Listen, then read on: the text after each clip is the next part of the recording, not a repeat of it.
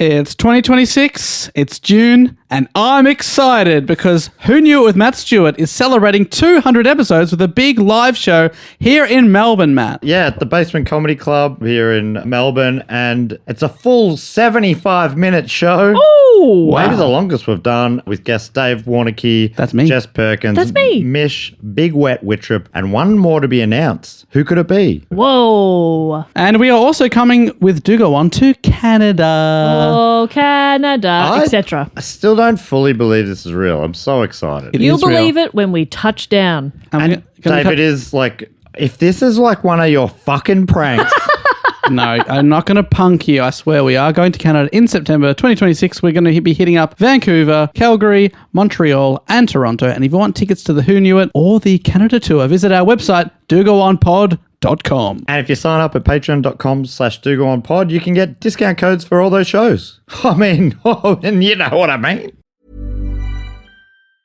Business is booming, but you know what really helped? Xero, the accounting platform for small businesses. I used to think spreadsheets were just part of it. Ugh. But real-time cash flow? Wow. Invoices that chase themselves? Even better. Books that automate? That's a big one. And I can keep track from my phone while I get the job done. No spreadsheet in sight. What a life.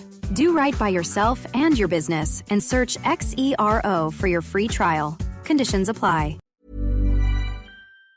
This podcast is brought to you by Squarespace. Squarespace is, of course, the all-in-one website platform designed to help you stand out and succeed online. Whether you're just starting out or growing your business, Squarespace gives you everything you need to claim your domain and then showcase your offerings with a professional website. Dave, do you mind if I jump in? Because I can't keep the secret anymore. I love Squarespace. I honestly love them. Me too. And with Squarespace's collection of cutting-edge design tools, anyone can build a bespoke online presence that perfectly fits their brand or business. Now, I'm reading that bit, but this bit I'm not reading. I freaking love Squarespace. Now I'm back to reading.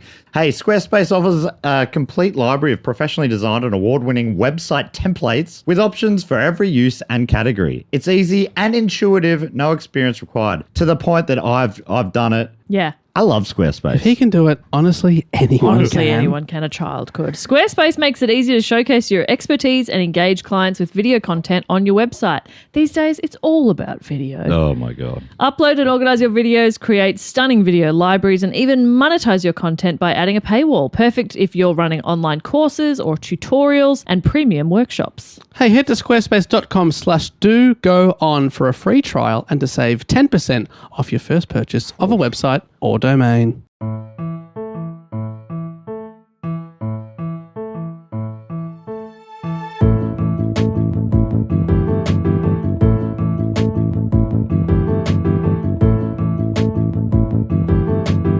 Hello and welcome to another episode of Do Go On. My name is Dave Warnicky and as always I'm here with Matt Stewart and Jess Perkins. Hello. So good to be here. Just right off the bat, letting everyone know that I'm underslept and overcaffeinated. Yeah. It's a beautiful combo. Fair warning. Fair maidens out there and fair fellas. And here's the thing. So, and we also know his report, because it's Matt's turn to do a report. His report is on the long side. So my plan was to just sort of back off a little bit, let him get through some of the story.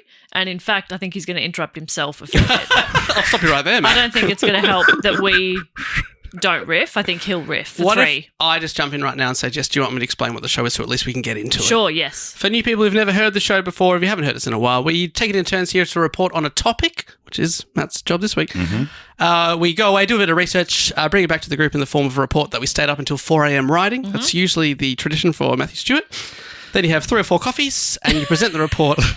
It's a year 9 level report. It's what we usually go for. Yeah, might be a pretty advanced year 8. Yeah, we usually year 8 with too much coffee. Maybe skipping ahead. Yeah. We always start with a question, Matt. Did you remember at 4 a.m. to write a question? I did. Well, I wrote the question. I've been working on this for a few days. You didn't sleep for days. What? I did a lot of the reading and documentary watching and all that sort of stuff, and I was starting to piece it together, but then I was like, holy shit. And it just kept getting out of hand. But anyway. This is definitely more than a year 9 level because no year 9 has ever done the reading. No, God, no. I know I'm sure I've said this, but I got a HD in a class. No, I got a distinction in a literature class where I did not read the book. in university. Congratulations. So, it can be done. That was before BookJet existed as well. If you're a year 9, don't worry about doing the reading. I did that in uni as well. Yeah, so I minored in literature, and I think I read one of the books through, and it was Bill Bryson. And true you're story. addicted to this day. That's what got me into him. Maybe I read most of On the Road as well. Anyhow, So we get onto the topic with a question. that's right. My question this week is: what sculpting material translates from Italian as baked earth? Clay? Baked earth. Is it terracotta? Si, senor. Oui, senor? No, what's Si. Si. Mister. What's Signore. Italian for senor? Signore. Signore. Si, signore. Grazie. Molto bene.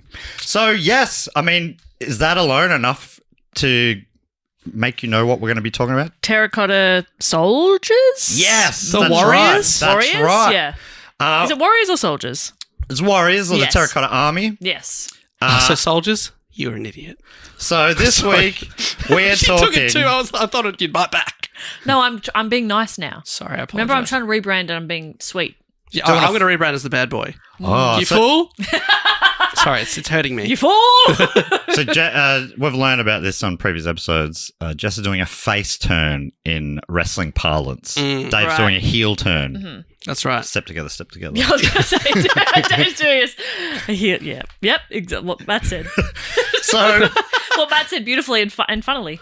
so the topic this week is as much about the man behind the Terracotta Army as anything. We're talking about a man who is known to history as Qin Shi Huang, the first emperor of China, and his Terracotta Army. Oh. I don't know if that was the correct Chinese pronunciation, but it sounded really good to me. Yeah.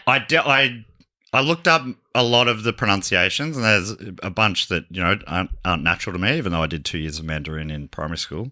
That was 400 years Muscle ago. memory. Yeah. He didn't do the reading. That's where most of my Italian comes from. We had the best teacher in grade 5 and the worst in grade 6. We loved our first teacher, Mr. Chang. He was so good. But Miss Lau, I think her name was, she was not nice. Oh. She took all the fun out of it. But he was the best. He brought in a string Chinese instrument he'd play for us and Yes. stuff. It was so good. He was like the most loved teacher in the That school. was my exact experience of Italian. We had an Italian teacher in high school who would she would cook for us. She would put on Italian soap operas and say, try not to read the subtitles. and she was amazing. And then year 10 kept going, and that teacher was awful and so mean and Sucked all the hated me. fun out of and I it, was like, yeah. I'm going to drop Italian. Yes, I would have yeah. done it all the way through. Yeah. Yeah, Mr. Chang. He was so loved. And, If you're a and just teacher, be pure like happiness. Mr. Chang. That's right. Yeah. Good teachers are important. Yeah. They really are. Yeah, you remember the good ones. And also the ones you hate, apparently. Yeah, and Yeah. the ones in the middle, not so Yeah, much. yeah. But the thing that really levels it all out is having met a few teachers, re-met them in my 20s, nearly none of them remember you. Hey, guy. Hey, bud. And they say to me, and both my parents are teachers, so I got an inside word. It's like they only really remember the real bad ones for Yes, the most part. that's fair. And maybe some of the particularly good ones. And I guess I was neither. So you're going to talk about the Terracotta Warrior? Oh, you're doing the Italiano. Sorry, that's because The Terracotta I Warriors. go to the Warriors. I've seen them What? in China. Yeah. Holy shit! So you'll know a fair bit about him. I mean, it's 15 years ago. And you went to the big museum on the in site. Xi'an, is that am I saying that correctly? Yeah. Holy shit! And it is Xi'an. really impressive. Oh. It's really impressive. Oh, that's great. So hopefully I'm going to be filling in some of the details of the story behind it from beforehand. And yeah, I would love to hear more of your perspective, especially towards the end where I'll talk a little bit about what they've dug up so far. Oh, great. No, I definitely can't. I'm not going to be like, I don't Yeah. remember any. I think I thought any it was of actually the finer details, 1879. but I might be able to dig out some photos. I'll also That'd be say, cool. they were built over 2,000 years ago, and the details about it is a little sketchy. They've had to make a lot of assumptions, and every actually- article you read, all the little details are a little bit different. Yeah. Even as it starts. So I'm going to take you back to April of 1974 when workers were digging a well. I'm reading heaps of different articles They were called workers. They were called farmers. They were called peasants. They were called also. I guess they could all be true, maybe. But it was interesting that even a detail like that, you're like, can't we all agree from Who 1974? were these people? Yeah. Before we get into the BCE stuff, We had cameras, for fuck's sake. If you can't get that right, what hope do you have for the 2,000 years ago? I would really like for us to have their names. Like they're just these vague people who were digging a hole. Anyway, so they're digging this well. For the Smithsonian, Arthur Lubau writes, the site of the well was where the ancient capital of Shenyang once stood. It lies a half-hour drive from traffic-clogged Xi'an, where Dave was talking about, population of 9 million.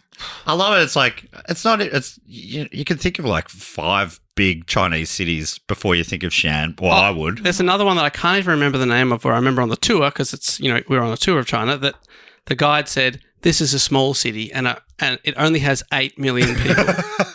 It's more of a village. Unbelievable. So it's like rivaling. What's the population of Melbourne? 5. We did 5. I'm like, and that's with the suburban sprawl. yeah, that's with spread out. a big ring around it. So there's a lot of people that live there. And the only other thing I remember about Xi'an was we got warned beforehand that they're famous for their hard beds. Oh. Like it's a cultural thing there. And I do remember being like, it felt like you're sleeping on wood. It takes you a bit to get used to. Well, we're in hotels or whatever, but it's still what they have. Interesting. Yeah, to the fact that they're famous for it. I love it. Well, if you want to get the full experience, then I think you should sleep on a hard bed. Yeah. But Dave wouldn't. No. He always travels with his own mattress. Yeah, he does. On my back. I'm doing the hard work. He's actually a real pain. But it's a king. And we're like, Dave, come on. Come on. If it's for travel, you just need a single, bud. And he refuses to check it. Yeah. He's like, no. It'll I'm fit. squeezing it in. Dave, do you remember this? Apparently and you can see from photos and footage from the area, it's sort of dry, scrubby land. There's a lot of persimmon and pomegranate plants. And it's very cold in the winter, super hot in the summer. Right. They've got weather there. Sounds a bit like another place I know. Huh. Melbourne. What? It gets hot here in the summer and cold in the winter. No. But I think maybe even more so there. Like deserty sort of stuff. So anyway, in 1974, they're just trying to dig a well, get some water in this deserty area. Yeah. And much to their surprise, the workers unearthed some dismembered human body parts. Oh, my God. When I wrote that at first, I didn't realize I was going to have already revealed the clay soldiers. That could have not been what we're up to yet. But I'll say this, not made of flesh and bone, but clay. What? But what could this mean? I'm confused. So, yeah, little bits and pieces. Again, everything you read will be like they found a head or they found a body or they found bits and pieces. It would be freaky at first. What digging it body up. part would you want to find first? Schlong. It's all unnerving, isn't it? Yeah. Find a foot, you're like, ugh. Yeah. But you find a head, you're Are like, you talking about, yeah. Are we talking about clay or human flesh and bone? But dealer's choice. Yeah. I'd go clay if I was going to choose. I would agree with but you then on that. you couldn't be in the start of an episode of NCIS then. Dun, dun. The amorous teenagers making out in a bush somewhere, and they go, "Oh, what's that? It's a hand." Dave, you couldn't have been is that how You couldn't have been that anyway. You were not an amorous teenager. Dave, just checking. If you get a role in that show, do you get to make out with people? Maybe I do want to be an actor. Yeah. Wait, there's kissing involved? Maybe I do want to be an actor. We got an intimacy director, coordinator. We're not going to need that. I'm ready to go hog wild.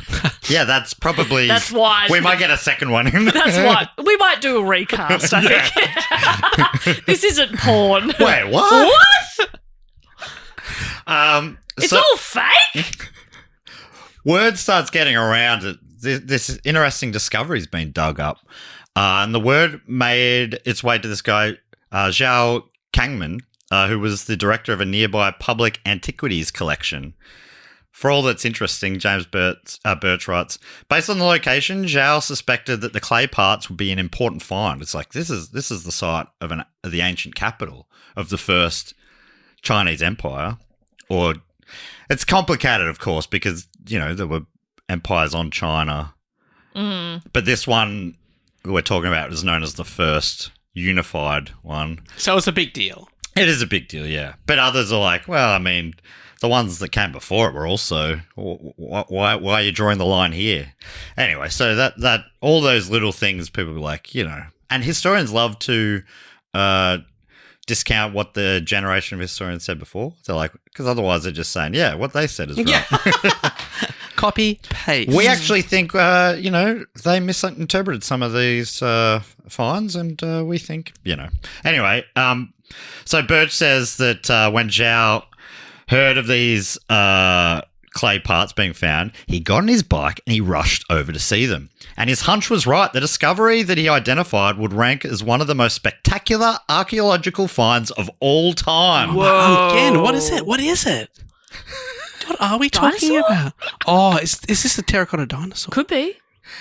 For National Geographic, John Roach writes, they found not one, but thousands of clay soldiers or warriors, each with unique facial expressions and positioned according to rank. Each with unique. Yes. They come up with 1,000 different facial expressions. 1,000 different faces. Apparently, I think it's 1,000, isn't it? Yeah, it's like, thousands. It's so many faces. You went to drama school. Do you think you could do thousands of facial expressions? At the drop of a hat. God, you're good. Someone drop a hat. I finished drama in high school, so I could probably do hundreds. Yes. But not Still thousands. pretty good. Well, I'm self-taught, so I've really just got the one I've got. Yeah. It's this one. Yeah. And you can, if you obviously can see that on the Patreon, if on the video, Yeah, okay, wait. or any photo that Matt's ever taken, you can also see. Same face. Same Yes. face. Just looking a bit flummoxed. Yeah, I had a memory come up recently of when I was in New York. A Facebook memory, or just it came to you? Facebook memory, sorry. I just had a memory come up. They're rare these God. days. And it was just like me taking selfies around New York, and I had that sort of stupid face on my and Hey, that's just your face. I know it's just my face, but maybe I play it up a bit. I'm not even sure. No. No, you see it all the time. I never It's just do. your resting face. And I got resting dope face. But yeah, comments like you're looking shocked at every location. Oh, he's excited. It's his first time in New York. What's going on here? The big city. Tell you what, they should go to China. People who call that the big city. You know what I mean? Yeah, people call it the big city. That's for sure. New York, the big city. I just came back from the big city. Oh, New York. Yeah, heading over to the big city for a holiday. Oh, Broadway. You won't remember this, Jess, but I did a Patreon bonus episode once about where the nicknames of cities came from. I talked about the big apples. Not at all. Does that sound like just zero memory? Yeah. You remember that? I do remember that. That absolutely. memory did not come up for me. Like the big smoke?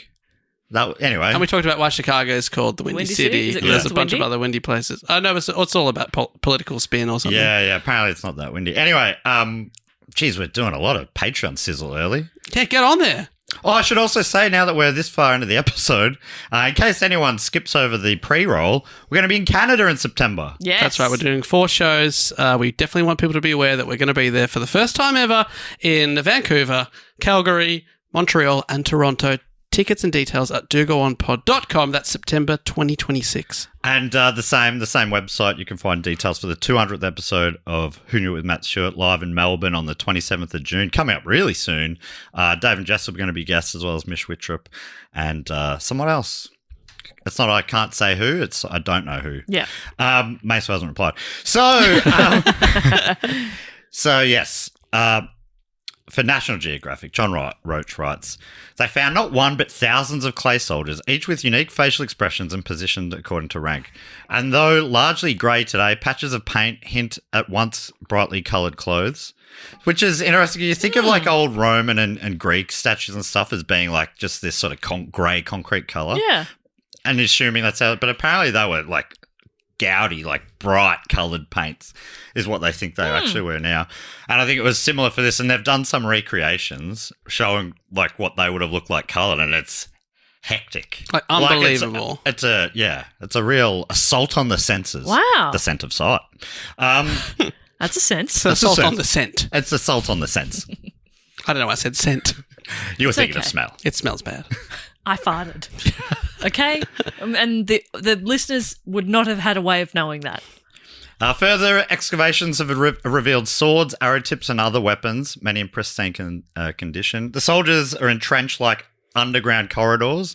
In some of the corridors, clay horses are aligned 4 abreast. Behind them are wooden chariots. The wooden chariots have long since rotted away, but that's what they know what would have been there.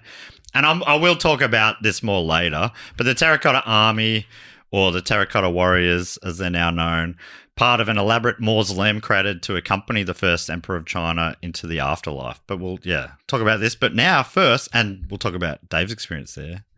But first, let's talk about this guy. Who's this guy? Who's this emperor who created it all? So we're going to go a ways back to the BC or the BCE, depending on which one you want to say. Both mean the same. Before zero. What do you want to say? What I want to say is, I reckon it's too confusing. Yes. Counting backwards.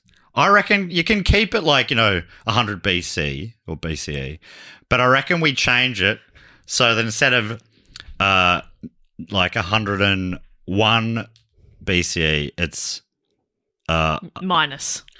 Yeah, maybe that would be better. Minus 101. Yeah, I think that would solve it. I was thinking we flip the hundreds, so that you don't move up numbers. You don't go down numbers to go forward in time in BCE. You change it so it's like 100 and the year 100. Anyway, I can just get back onto the topic. Yeah, because that's already hurt my brain. But I think the negative thing is just better. Probably put a makes minus it on it easy, instead. That'll probably fix it right up. Like a temperature type thing. Yeah. I'm so sorry, AJ. Feel free to edit that out if that is. But just tedious. it already is a negative thing. No, it is. Please, but I'm just saying, put the dash there. Get rid of the BC and just go negative 100. Okay. Yeah. You've solved it.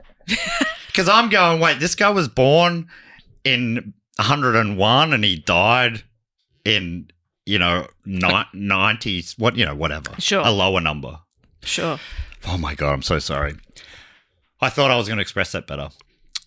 When's that ever happened? It occasionally does. Sometimes words just flow out. It's usually when somebody is trying to trip you up by making you say a riddle or a tongue twister. Yeah, you're flawless with tongue twisters. It's incredible, but sometimes you can't say your own name. Matthew Smart. All right, so let's talk about this guy. He was born Ying Zheng or Zhao Zheng, but he's better known to history as Qin Shi Huang.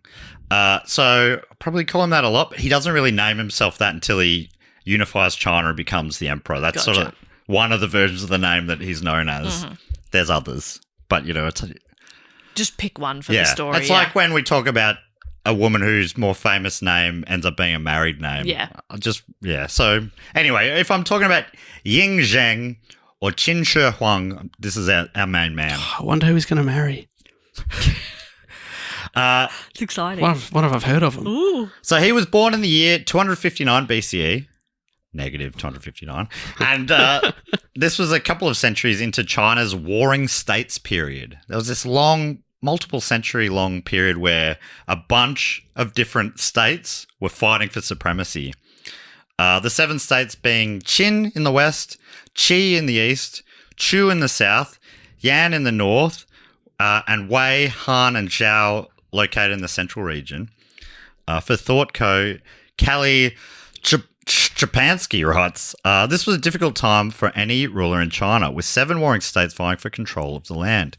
The leaders of these states were former dukes under the Zhao dynasty, but had each proclaimed themselves king of the Zhao as the Zhao reign fell apart. Oh, okay. So they're all going... They're kings of their so area, basically, I mean, trying to figure out how to explain it best, but it's basically like there was the king at the top, and they were sort of these dukes or had these fiefdoms underneath that king, but they were all in their own areas, building up their own power and followings. And then the overarching king, that kingdom sort of fell apart a bit, which left this power vacuum and 7 princes or dukes or whatever who each thought of themselves as the going to take over. It's kind of like the Prime Minister of Australia dies and all the premiers of each state go, you know what, I'm in charge now. Yes, exactly. I'll have this. I'll have all of it. And it's like, well, you've only got Victoria, mate. Yeah. It's a big place. Yeah. Like China is a big place. Yeah, and they go, well, I've just annexed, South Australia. Everything else. Yeah. Yeah, so... And they're named different things like dukes or fiefdoms or all these other sort of names. But they're kind of like mini kingdoms, are they? Yeah. And obviously we're putting English words onto the... Like, they weren't... Yes. It doesn't neatly fit into any of those words, but something like that. Yeah. Oh, by the way, the Zhao, which is the kingdom before that sort of fell apart, that remains the longest-running dynasty in China, existing for nearly 8 centuries, from 1046 BCE Wow. to 256 BCE. But, of course, this is before China was unified, so some people are like, oh, why aren't they counted in this whole thing? And they are, but they're not. Anyway, his parents, our main man, the emperor, were probably a guy who ended up being known as King Zhuangsheng of Qing. And definitely, it's easy to know for sure with the mother, Lady Zhao, or who would become known as Lady Zhao. A lot of the people that come up in this part of the story have names that incorporate the state, one of the 7 warring states that they're from. Qin, for instance, the guy's the father, is one of the states, and Lady Zhao from Zhao, another one of the states. Gotcha.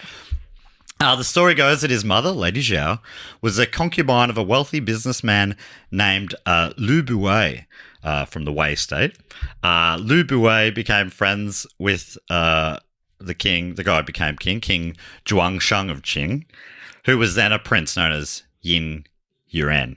Apparently, the future king took a great liking to Lady Zhao, and they got together, soon having a child, and that child being the star of this episode, Yingzheng, aka the future emperor Qin Shi Huang. Now, what's had some doubt placed on it is whether or not this was 9 months or further after. So there is some belief, and in some writings that happened after this, about 100 years after this period, suggesting that the biological father is actually Lu Buwei, not Yin Yuan. But that's kind of by the by. The Yin Yuan believed the child to be his own and brought him up as such. As well as being involved in his procreating, Lu Buwei is also thought to be the reason Yin Yuan went on to become king. We're still talking about the dad of the main guy of the episode. So while Yin Yuan was a prince, he wasn't next in line for the throne. Like back then, the kings would have a lot of partners, and they're all having kids. So there's a lot of the line of ascension is long and complicated. Oh my God, nightmare! You have to have a different birthday party every day. Nah, just throw one big one each year. Oh, that's good. But then they so there's like the main wife and her first oldest son. That's the dream, first isn't line. it? Yeah, Ben the main wife. I don't know. I reckon don't you reckon the dream would be like the 3rd or 4th main wife? Likes you, but doesn't need you around all that much. Yeah. You can live your own life. I used to have a bit about I think I'd make a really good 3rd wife. Was it 3rd wife? Yeah, but I didn't mean like one of 3. Concurrently. Thank you. Yeah, I meant you've had 1 and 2. Yeah. 1 for love, 1 for trophy wife. The other one, 3rd one, bit of companionship. Yeah. You're golfing together. Yeah, I'm a bit of fun. Yeah. And then I'll leave you to it. I still think I could be a great 3rd wife, and there's still a chance for me to do that. Which probably means a great stepmom. Yeah, 100%. I'd be, yeah. To adult children. Exactly right. Yeah. Yes. They're still younger than me. Yeah. But probably you're not not by changing heaps. their nappies. I'm not changing nappies, Yeah. and I'm not like disciplining them or driving them to soccer and shit. No. I'm like, you can borrow my car, drive yourself to soccer, but Yeah. I'm not coming. Here's the keys. But I haven't got my license. Here's the key. I said, here's the keys. Figure it out. So Yin Yuan, the dad of the main guy from this episode, wasn't next in line for the throne. He was a ways down the order of merit, to put it into horse racing parlance. And Good use of the word ways there too. Well, great. I meant it that way. Yeah. I meant that as very clever word playery. I'm the king of puns. Is that what you call me? Yeah, pun king. Pun king. But of course, behind every king is a... What do we call you? Pun master. Pun master. Yeah, the pun master. And I'm the pun princess. So, I guess he was more like a Princess Eugenie type, to put it into like right, yeah, you. British sort of. Because you put it into horse racing, and I was like, Yes. Yeah. Princess Eugenie, got it. So you're saying her dad is awful? Yeah. Oh, is she his? Oh, that'd be a rough thing to live with. Yes, it would. Ugh. And your mum's Fergie. Okay, getting that's better. fun. I don't know. Is she good? She seems fine. She the redhead or the other one? She's a redhead. I don't think she's great either. Okay. Well, that probably makes sense. Who am I thinking? Who's the other? There's Fergie and there's one other. Who's the other? Probably the one who's now the queen. Probably the one who's Camilla now the Parker queen. Bowles. Camilla Parker Bowles. Oh, I see. Right, yes. Probably harder to get those two confused now. I think one will be pretty happy with her choice compared to the other. And that wouldn't have always been the case, surely. Wait, Charles is the better one? Oh, my God. Anyway, so, yeah, the current king had many partners and children, but the ranking system meant the top wife's first male child was the first in line. Top wife. The top wife, number one wife. Oh, Australia's next top wife. But it's but the only people voting are those wives' husbands. Yeah. And so they're all saying, no, my wife's number one. And there's one. Imagine if one guy's like, I actually think Steve's wife's a bit better. She's awesome. Yeah. She lets him have whatever he wants for dinner. It's awesome. You only see the good side of Susan, okay? And they're fighting with her. No, your See wife her is at better. one barbecue a year. And every season ends with all the husbands swapping their wives. And all the wives. Keys in a bowl. Yeah. And the wives going, okay, this is probably an upgrade for me too. Yeah. Because I only see the good side of Darren and That's right. Whoever. And then you get to know Darren and you go, he's a fucking slob. yeah, this guy sucks. This guy's a pig. But Shave your back, Darren. the difference is It's hard to get back there. the difference with this 2,000 years ago, 22,100 years ago style of next top wife Yes. is there's just one husband judge. And he's ranking all of his wives. That's brutal. That's a better system. I suppose it'd be quicker because he just goes, yep. 1, 2, Number 1. 3, 4, 5. Yeah, and after the that, rest. yeah, sort yourselves. I suppose you'd have an idea of who was your favourite and who was your least favourite at the time, given day to day. And then the middle, it doesn't really matter, does it? So you just go, Probably 4, depend 5, on the 6, time 7. of the month, am I right? Yeah. You'd have So a the old Chinese king's like, yeah, don't rank it today is this way, but I'll tell you what, different Yeah. time of the month, different ranking yeah. order. Hey, as of the 15th, you'll be number 5. Yeah. Nightmare. Got on a little calendar. They sync up pretty quick, you think. So the thing was that the number one wife was childless. Lady Huang. She didn't have a kid. Or didn't have a male kid. Basically didn't have a kid. That was an odd choice. Didn't have an male kid. But this is where Lu Buwei comes in. The businessman. The businessman / ex of Lady Zhao. Lady Zhao was his concubine. Now she's with the future king. But she's not number one. Well, she's the partner of the guy who's not number one, if you know what I mean. Ah, gotcha. And that's all about to change because Lu Buwei basically did a bit of wheeling and dealing and got the male heirless Lady Huang Yang to adopt. Oh. So she adopted. So he skips the whole line. Yeah, he skips the whole line and is adopted as like an adult adoptee, but that gets him next in line. He becomes the heir apparent. It's like, you do have a son. She's like, you're 34. Yes, and I'd like a sandwich. Yes, mummy. Yeah, anything for you, mummy dearest? Can you start calling me mummy dearest? Yeah. Just like that, though. Okay, mummy dearest. Okay, nope, I take it back. Yeah, I thought that would. Okay, well, Yeah, it's nothing you wrong don't with know unless you try. There's nothing wrong with trying stuff. Nothing wrong with trying. God. I just didn't realize we were that stale that we're already going to that sort of level. We got to spice things up a little. Let's go back to vanilla. So, yeah, Lady Huang was from the Chu state, and she renamed Yin Yuan to Zichu, basically son of Chu. But he is an adult. I think he's at least an old, I can't remember exactly, but he's Like teens, He's not maybe. a baby. Right. Yeah. But I mean, he's already fallen in love and had a kid. Yeah. Yeah. So, you don't have to rename him. Yeah, but she did. And a lot of like I say, a lot of the names aren't, it's not John Benjamin. Right. It's like Greg from Melbourne. It's kind of like a rank, isn't it really? Yeah. So it's about a title and about where you're from and it's sort of, Do you have to be older than someone to adopt them? Good question. Ooh. Like, could I adopt you? Even though you're 2 days older. 2 days. See if the court was like, I don't know. It's a bit weird. I reckon if we took Matt in, they'd say, yeah, he needs help. You and Jess, you can adopt him. Yeah, I think it would be like a guardianship Yeah, type that's thing right. rather than adoption. Yeah, we'd be like, we can't trust this man with his own finances. Yeah. We'd better be in charge. Are you Googling it? Yeah. I reckon you probably do because you'd surely have to be 18 plus in order to adopt someone and they'd have to be under 18. to be adopted. So you Seems could like- you could become a guardian though of someone, sure, Yeah. if they were in need of that. Oh, maybe, yes. Katie, according to one American website, it says it's in most jurisdictions you can't. You got to be older. But, right. Well, Yeah. we're going to the jurisdiction where you can. We're going for a drive, pops. I mean, son. Yeah, we rebrand Matt as the young guy of the pod because we need. Remember, to he's get across the trying line. to do that. Yeah. Yeah, I'm just a kid, you know. Hey, things move very quickly. He's now first in line. Great. He's now got a new name, Yes. Zichu. But anyway, he's All the other kids must be spewing because he used to be this like, little wait, what the heck? whatever. Yeah, he was nothing yesterday. He was like married. He was like the son of the wife number 48 or something.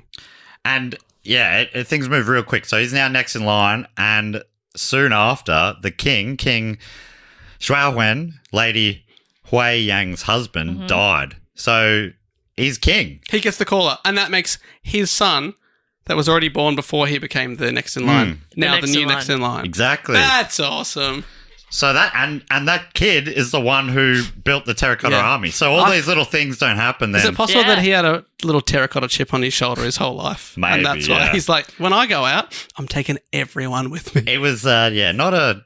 I don't think he was a super mentally well guy. But I think growing up in these sort of scenarios where everyone's ranked constantly and everyone's fighting for the top position, I don't think it's a healthy way to No. come up. My God, That's it why- is like Next Top Model. And you're better off being in our kind of dynamic where you know exactly where you stand and there is Equal top. There's no changing it. Mm-hmm. Equal bottom. Absolutely. We're all equal here, bud. I gotta tell you, it's lonely at the top with both of you. Definitely Yes, okay. both of you. So yeah, Zichu, formerly known as Yingeren, became the king of Qin, which is fun. That is fun. Spelt Qin, but you forget until you start talking. You're like, oh, that sounds like he's got a great jawline. King of Chin. Becoming known to history as King Zhuangshang of Qin, which is what I referred to him as before. Is that what you're going to call him from now? So I can just... He's just the king. He's the king or the dad of the main guy. But that's... Oh, yeah, that's right. We're in the dad. Sorry. Yes. And also, his part of the story doesn't last too much longer. Oh.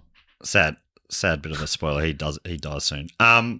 So anyway, what was the state of Qin like? Remembering one of the 7 warring states? It was the one to the far west, and it was kind of looked down upon by some of the other states. This is according to Labao.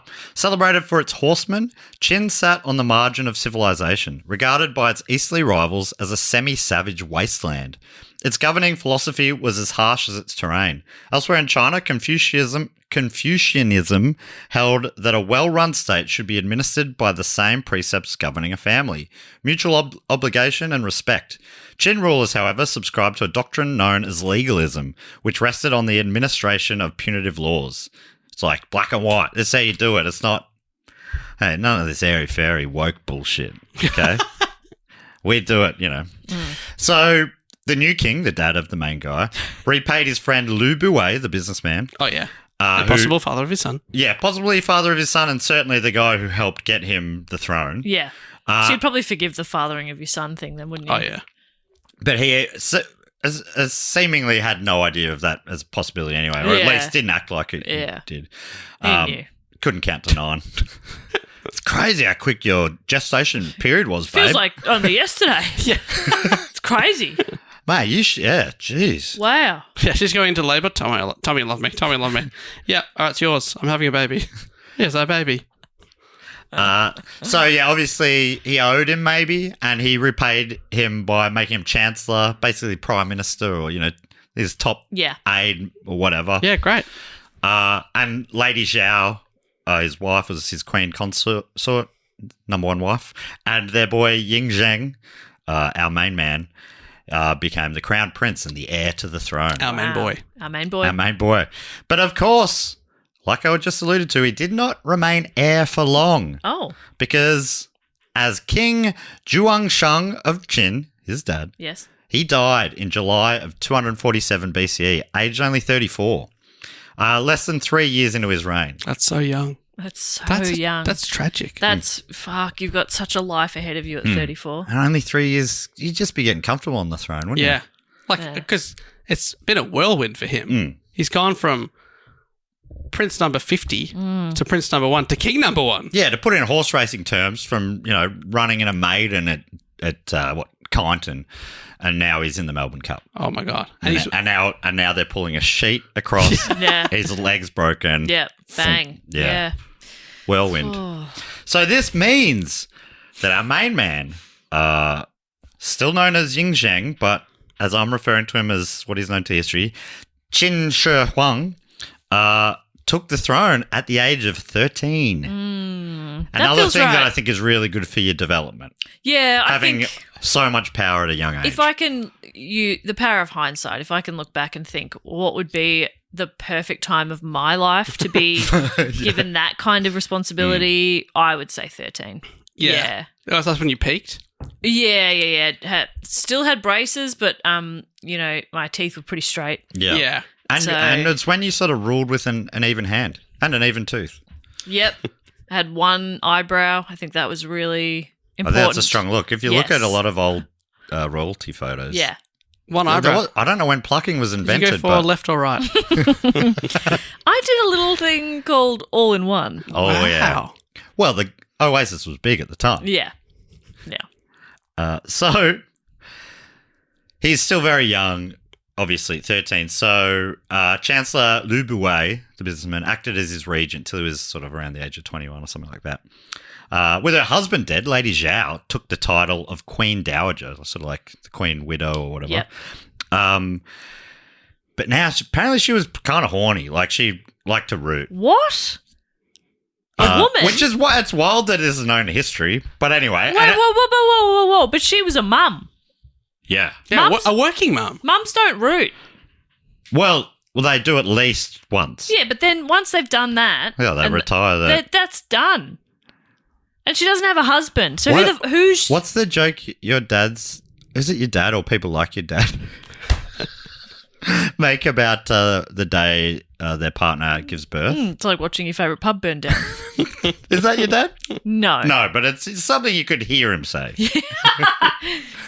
Maybe he had said that. Hard to say. But it is... It's of that generation, certainly. Yes. Yes. And it is, because I think it's important to note that childbirth is hardest on the dad. Yes. It's sad for him. Yes. Yeah. His favourite pub's burning down. Yeah, you got to mourn a loss. So that's why, there's often absent fathers. They're mourning the loss of a pub. Exactly. So, Probably drinking at another one. Oh, Dave. Dave, please. Dave. That's not on, mate. David. So, yeah, she was keen to rekindle her relationship with Lu Buwei, the businessman. Oh, I see, yes. But Lu Buwei was now like, he was a top dog. He was sort of like, he's like, this will complicate things. I don't really know if getting involved with the king's my mum. boss's mum. Just keep it secret. That's hotter. And that possibly happened, and some say also think that maybe their relationship never really ended. It's hard. That's why I've kept my marriage very secret. Yes. It's really hot. But so he wanted to distance himself from her, perhaps for reasons like didn't want the king to find out he was the real dad. Maybe that'd slip out. So Lu Buwei went about finding Lady Zhao a boy toy. And he heard about a guy named Lao A, who was famed for being well hung. A 1st century BCE text said his member was of such size that it could be used as an axle for a wooden carriage. That's big. It's it's noteworthy that they're writing about it. Yeah. Nobody else's dick is being written about. No. So it's got to be noteworthy. I mean, this is quite a hog. Big enough for an axle of a carriage. Yes. And obviously, unfortunately, it's a couple of meters at least. Unfortunately, the wood in the tomb has rotted away from the carriage, so we're not sure exactly how big it is. Yeah. But it does sound quite big. Yeah. Yeah. Well, you got 2 horses. Was it 4 horses abreast? Yeah, it was. So it's 4.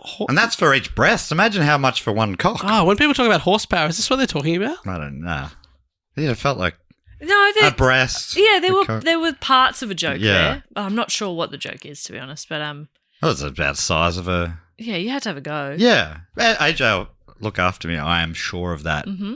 I trust him implicitly.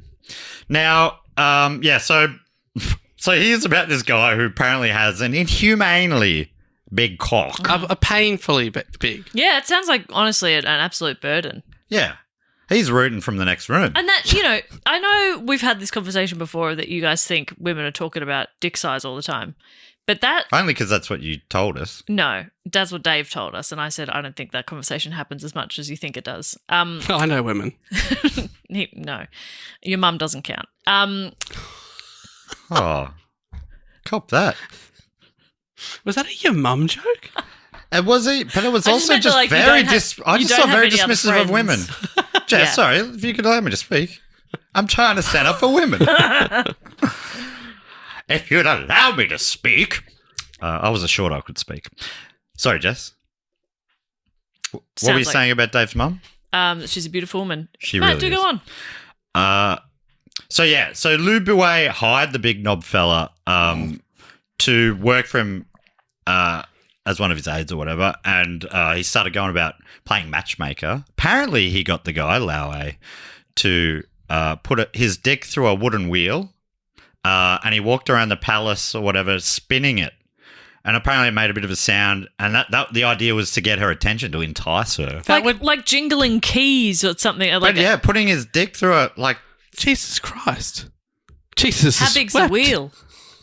Because it could be a small wheel. Yeah, tiny wheel. Like a wheel of cheese, a a wheel of Matchbox brie. car. Yeah.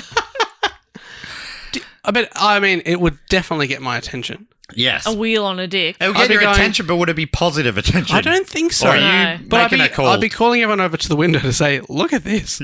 Yeah. Like if someone's walking around a courtyard and I'm in the palace, I'd be like, "What the hell's that?" Yeah. If someone's doing that to try to woo me, I'd be like, what the fuck are you doing? This is a weird way to go about This is that. super strange. You've But- just put your dick in a wheel. I'm okay, thanks. So, yeah, the idea was for to entice her. And this is documented by the Royal Scholars or something. This is hilarious that they'd write this. It is, but by the next dynasty, Okay. who were kind of, they didn't really align. The next dynasty was more of that Confucius kind of woke nonsense, I think. I know that's not exactly accurate, but much more than the legalism of these guys. Yeah, they're coming through. So going they back want to be like they were fucked. 100 years ago. They were just No having sex morals. with wheels. Yeah. But anyway, it worked according to the text. But apparently, also, it wasn't decent for her, the Queen Dowager, to have a boy toy. So they hatched a plan to have Lau A, the man with the Big hog. hog, There's pose going to be a Lao B as well. allowed. Lao B. Lao A. Oh yeah, Lao B. Because she said Yeah. she's really horny. yeah. Might need another boyfriend. I mean, how much can one dowager take? Well, let's find out.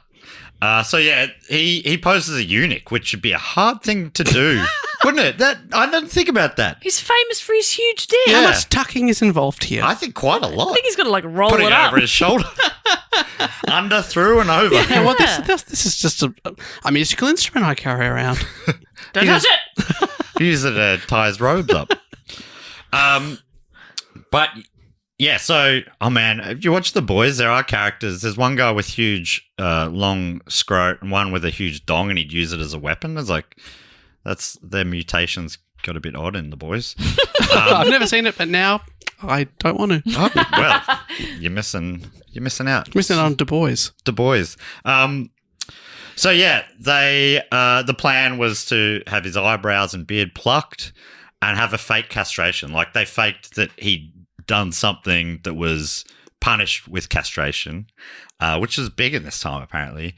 Bring it back, I reckon. Lady Zhao bribed the castration guy, say, "Can you make it look like a castration?" So they faked it, and then so he was able to basically live in the court as a eunuch. Right, but really he would just But be really it was, sleeping yeah. with the Queen's mum. Yeah. Or Queen's mother. Yeah, the Queen's mother. And yeah, so they were able to hang together and bone together. They moved to another place, I think, because it must have been kind of obvious, but they were living slightly apart so that... Because she had 2 kids with him, Oh, wow. which I don't know how she would have explained. It's like, no, it wasn't the eunuch, obviously. It was my dead husband. Yeah. Who's been dead a long time. Or something else. Yeah. I don't know. Stop asking questions. Don't be rude.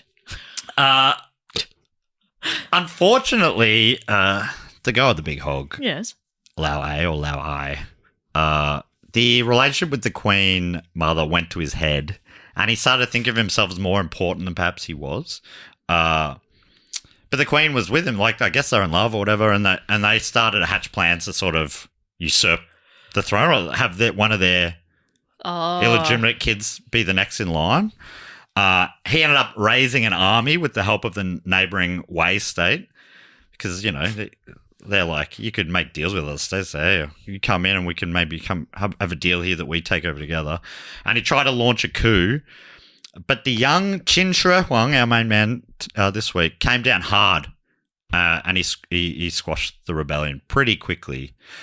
Seems like, yeah, the guy got really cocky and apparently even, like, he was out drinking with other important people and he was just seen, you know, as an aide or whatever. And he was like, he's like, how dare you talk to me like that? I'm basically the king's stepfather. And they're like, what? And then one of those aides that he said that to went and told the actual king. And he was like, wait, what the fuck? That eunuch? Yeah. So, that guy who lives with my mum? I don't think so. Yeah. So he came down hard, squashed the rebellion after finding out about the plot. He had the big dick Lao Ai pulled apart by horses. Oh, beautiful. Which I guess is where that band name comes from. Just tied up to a few bits and horses run in different directions. Yikes. Apparently, like, real brutal stuff. Apparently, That's brutal stuff, but it will keep the Wang intact. Oh, true. Unless you get a fifth horse. Just saying. Yeah. And, you know, 4 horses, sure. Yeah. A 5th horse? That's ridiculous. Do we have enough? I know I'm the king, but I'm not made of cash. It sounds like even a horse couldn't take that thing. Yeah. Yeah, a horse sees it as impressed. The horse goes, whoa. Whoa, you're hung like me. Whoa. And then some. Apparently also, because it's just super brutal time, 3 generations of his family were also executed, the big-dicked man. Oh, for this, like, as punishment. Yeah, 3 including generations. the kids. Whoa. And apparently, yeah, anyone, like aunts and uncles, like a bunch of people were killed. But yeah, those kids were the king's half-brothers, and he had them killed. Because I think it happened a lot back there. Like, they're not relatives, they're threats to your position. That's still how I see my brother. And I think it's a healthy way to see your brother. Yeah, I think so. That's why Threat to your position. He's in exile, isn't he? Yeah, He could. In the tropical north. He's moved 2 states away, and I say, stay there. He's been threatening to mount a coup and take a position at this podcast table for years. Yeah, that would not go well. No. Because then I would take his job, and I'd do a little too well at it. Yeah, and I wouldn't be the oldest on this show anymore, and that wouldn't feel good. Yeah, true. Because he's even older than the wind. Even older than the wind. Wow. He was around when the wind was just a... Oh, knee high to a grasshopper. Mm-hmm. So Lu Buwei, the businessman who was also like the kingmaker, unfortunately for him, he was implicated in the plot as well. Oh, yeah, because he was the matchmaker with Big Dong. Yes, and we're not sure, but maybe he was really involved, or, you know, people think he was implicated, but how implicated was he? But either way, he was stripped of his titles and he was banished. He was put in exile, and there he drank poison and ended his own life. One of Lu Buwei's subordinates, a guy called Li Su, became the prime minister type guy in his stead, and apparently Qin Shi Huang, our main man, was earlier impressed by Li Su's ideas about how to unify China. He's like, I reckon, you know, we can bring these 7 warring nations under us. One of the 7 being us already, so that's a great start. It's only 6 to go. I've only got 1. We're on the board. He also stripped his mother of her titles, Lady Zhao, and had her live under house arrest or palace arrest, I guess. So, yeah, pretty sad stuff. That sucks, but like under palace arrest, she could just get another quote-unquote eunuch to come over. Yeah, I think... Should be fine. I mean, as far as punishment goes, it seemed back then, if you were a royal, talking like in the UK or China or wherever, you're either killed in a brutal way, Yes. or you have to stay in a palace. Yeah. Okay. Okay, there's a wide range of punishments there. Can I have a moment to think about it? Do you remember there were some during when the first lockdowns happened in Melbourne, there were incredibly wealthy. Chris Judd's wife? Yes, I was going to say, yeah, Beck Judd. Beck Judd. So sorry to disrespect you, Beck, if you're listening. Complain. You're more than... But publicly complaining Chris about Judd's having wife. to stay in her multi-million-dollar mansion with a pool, and each kid has a room and a playroom, and and you're like, you're fine. And it just speaks to the bubbles that they're in. Yes. They're talking to each other going, this is not on. Isn't this awful? Yeah. They're Other going, people are like, I have to move home because I've lost my job. Yes. Yeah. I don't have a balcony in my little apartment. I'm trapped. But I've walked all of Brighton. For that lady. Yes, that's right. So this woman's on palace arrest, and she'd be like, this is awful. Oof. I should say a lot of this story, there is some doubt about it. The doubt over if it was really his father and stuff like that. Particularly if that's been written 100 years later. Now, you've told me With the that next it's people that dynasty. don't really like him that much. Yes. That's the kind of thing you'd throw into the book, wouldn't we? Just make him sound a bit illegitimate as well. Yes, That's exactly. Good. So he's the next guy. He's seen as a very respected historian, and he wrote this big, chunky history for over a couple of thousand years up to that point or something. But there's not a lot else to go on, but there are also historians going, we're not 100% sure. The affair with Lenny Longdong and and also, the dispute about the Group chat? Lenny Longdong? Don't mind it. Who wants to be Lenny Longdong? Yeah, so the text I'm talking about is this Han Dynasty historian Suma Qian and his work, The Shiji, or also known sometimes as Records of the Grand Historian. It's had different names over the years. I like what you were referring to. Sound like his name, Chunky Chinese History.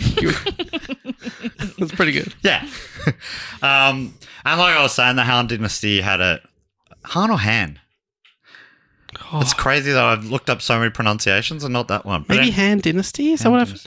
Han. But I'm definitely no. But I feel like I've also heard Han Dynasty. Han Dynasty. Han Oh my Dynasty God. or Dynasty? But yeah, they had a difficult relationship with the Qin, the previous dynasty, and their brutal ways. And maybe this gave them an ulterior motive, like Dave was saying, to paint their predecessors as immoral and whatnot.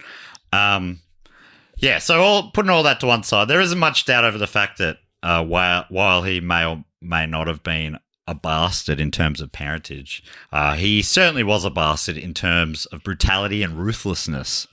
Though a lot of that also, I should say, comes from Suma Qian's The Shiji, or Chunky Big Book of Chunky Chinese History. Chunky Chinese History, yeah. So yeah, let's talk more about the emperor and him bringing China all together, the Seven Warring States.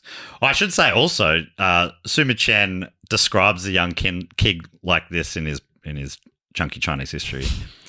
With his puffed out chest like a hawk and a voice of a jackal, Qin is a man of scant mercy who has the heart of a wolf. When he is in difficulty, he readily humbles himself before others. But when he has got his way, then he thinks nothing of eating others alive. If the Qin should ever get his way with the world, then the whole world will end up his prisoner. This is like... He sounds kind of brutal. He sounds, But it sounds like the reverse of brutal. When he's not getting his own way, he's humble. Well, but when he gets his own way, then he's brutal. I think Do you want to go the other way around so you get what you want? But I think this is still the future historian talking back about him.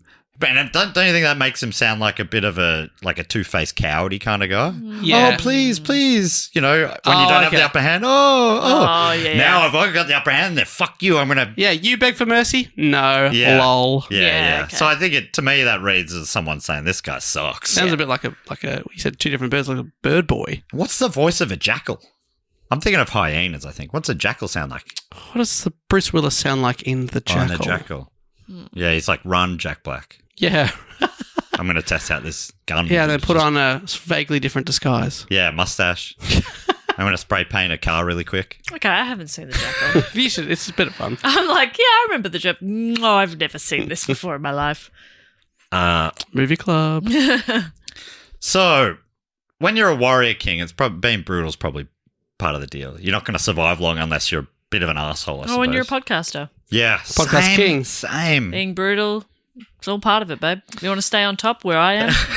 You got to be pretty brutal. Do you think it's easy to get on those Apple Podcast chart?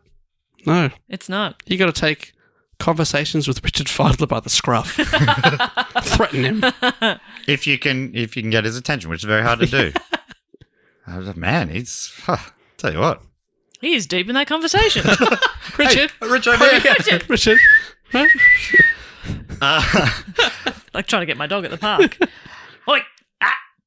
And some say, without his brutality and the way he went about it, perhaps China would remain as multiple smaller states to this day. Like, there's no reason why that whole landmass had to be one country, one state. Yeah. Harvard University's Peter Boll from this is to be the case. Peter. When you start working there, your voice, it changes.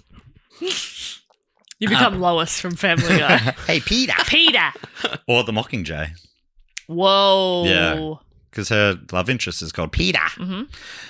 And he paints himself like a rock. Mm-hmm. You have shown me that. That's very funny. Yeah. So, Peter Boll believes this to be the case, telling the BBC's Carrie Gracie, quote, "We wouldn't have a China without Qin Shi Huang. It's as simple as that." Not only was the area of modern-day China a series of warring states at the time, it was also, as it remains today, of course, a vast landmass with wildly varying climates, lifestyles, and diets. You know, it's like thinking like Western Europe, or maybe all of Europe is just one country now. Which it could, if it had this guy, maybe it would have been. Yeah. Napoleon had a go. Yeah, true. I mean, a few had a go. A guy called Hitler. Don't know much more about him, but so Gracie writes, in many ways, someone from northern Scotland and southern Spain have as much in common as someone from China's frozen north and the tropical south. And rather than coalescing at the time, like you think, oh, maybe it was naturally going this way anyway, Boll says that is not the case at all. They had different calendars. Their riding was starting to vary. The road widths were different, depending on the size of the cock. The axles would change. Sure, yeah. But the axle widths would change, in different areas. It's similar to like how rail is different. I think even in Australia, isn't it? Different in different states. It's infuriating how there's different gauges. Mm. They're just not compatible. It's infuriating. Yeah. I tell you what, Dave. How does that impact your day-to-day life? Doesn't that aesthetically just piss you off that they couldn't have just sat down and make it all the same? Yeah, it's because that happens there is something called I think it's something called standard gauge or whatever, but that's a standard for a certain group of people. Yeah, but then, right. Yeah. It's like left and right hand drive. Oh, that makes me feel sick as well. Anything to do with these left-handers. But yeah, let's all agree the right hand. Yes, if we happy with that? No. I reckon if we got Qin Shi Huang back, he probably would kill all left-handers. Yeah. It's only like 10%. Only It's only 10%. And once you get rid of them all, they can't come back, right? They don't grow back. They can't. Yeah. If you just rip their left arm off with a wild horse. Yeah. No two right-handers could have a left-handed child, that's for sure. Yeah. Great. Well, that's a relief. So we'll go ahead with the plan.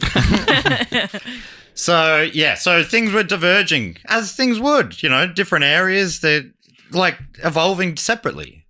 They're so far apart and over 2,000 years ago as well, like everything travels maximum speed of a horse or whatever. It's so big. Exactly. How do you keep in control? They don't have Instagram. That's a couple of years away. How are you connecting with other people? Exactly. You know what I mean? How are you getting that perspective? Pigeon. Oh, shit. No, I did forget about that. They did have pigeons. Influencer pigeons. So things are I diverging. would follow the shit out of an influencer pigeon. Oh, look, there's one. Follow it. I want a pigeon doing like an unboxing. Get ready with me, pigeon. Don't know why I knew you'd be good at that. Yeah, maybe because you've done it before. I can do a pretty good pigeon. Let's hear it again. Oh, that's really good. Because it's the same as... it's that. And then, sort of- Dave, you do Bill Lorry being horny over the pigeon. 12th man style. Oh, yeah. Oh, thanks a lot, Tony Craig. Something like that. Something like that. Rest in peace. My God. Bill, stop looking at those pigeons. Oh, I'm sorry, Bill. I'm sorry, Tony. Oh, I'm sorry. I got distracted there. Oh, God. Yeah, harder than you think. There's a reason there's only one 12th man. To me, a grudge is just a place you park your car. So things are diverging. Sure. But then comes the ruthless Qin Shi Huang, our man. Mm-hmm. I mean, I don't really want to claim him. He's a fucking... He's a What do you bad... mean? So far, he seems great. He's a bad guy. But do you want him to be your enemy? So far, he seems super chill. I love this guy. Exactly. I love Yeah. this Okay. guy. Okay. The official emperor of the podcast. Yeah. We're cowards, remember? Oh, absolutely. Know your place. Beneath. Beneath. We are beneath. We are beneath people. So even like inside his own state, I think things are diverging. But he comes along and he really, bit by bit, just gets it all standardized. First his own state, and then as he starts swallowing other states. Swallowing a steak. Yeah. He turns his state into like a real formidable and ruthless war machine, and they just start swallowing up the country. Wow. Like Home. Pac-Man. Yeah. That's kind of cute. Li Su, the PM type guy, Li space S-I is his name, but I think it's pronounced something like Li Su. And he's kind of the ideas. He's the one that came with the idea first, wasn't he? Yes. We could take them all. Yes, and he's. It seems like he had a lot of the big ideas. Like he was the real right-hand man guy, or left-hand man in Justice's case. And I'm a left-hand woman. No, you're our left-hand man. Okay. Be grateful that we acknowledged your left hand. Okay. Thank you, master. So Li Su convinces Qin Shi Huang to lure intellectuals to the state of Qin. That's some of them, to be part of the gang. Yeah. We're bringing the big brains in, and other ones he had killed. He was also sending assassins out to the other states to kill the other. Oh, join us or die kind of thing. Yeah, a bit like that. And the first state they took down was the Han, Han, which when it became clear Qin was going to annex Han, the Han's king sent one of his princes, the highly intelligent Han Fei, to negotiate a way out for his state. So the king's like, all right, I'll send one of my best boys. Yeah. He'll go over. He'll be able to talk our way out of this.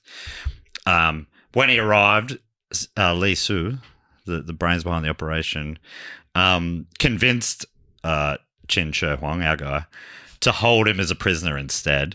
Because Li Su is like, he's too smart to send back. He'll go back and it'll be bad news for us. Right. But he's too loyal for us to be able to switch him. So instead, let's imprison him. And then apparently he was able to convince the guy to poison himself.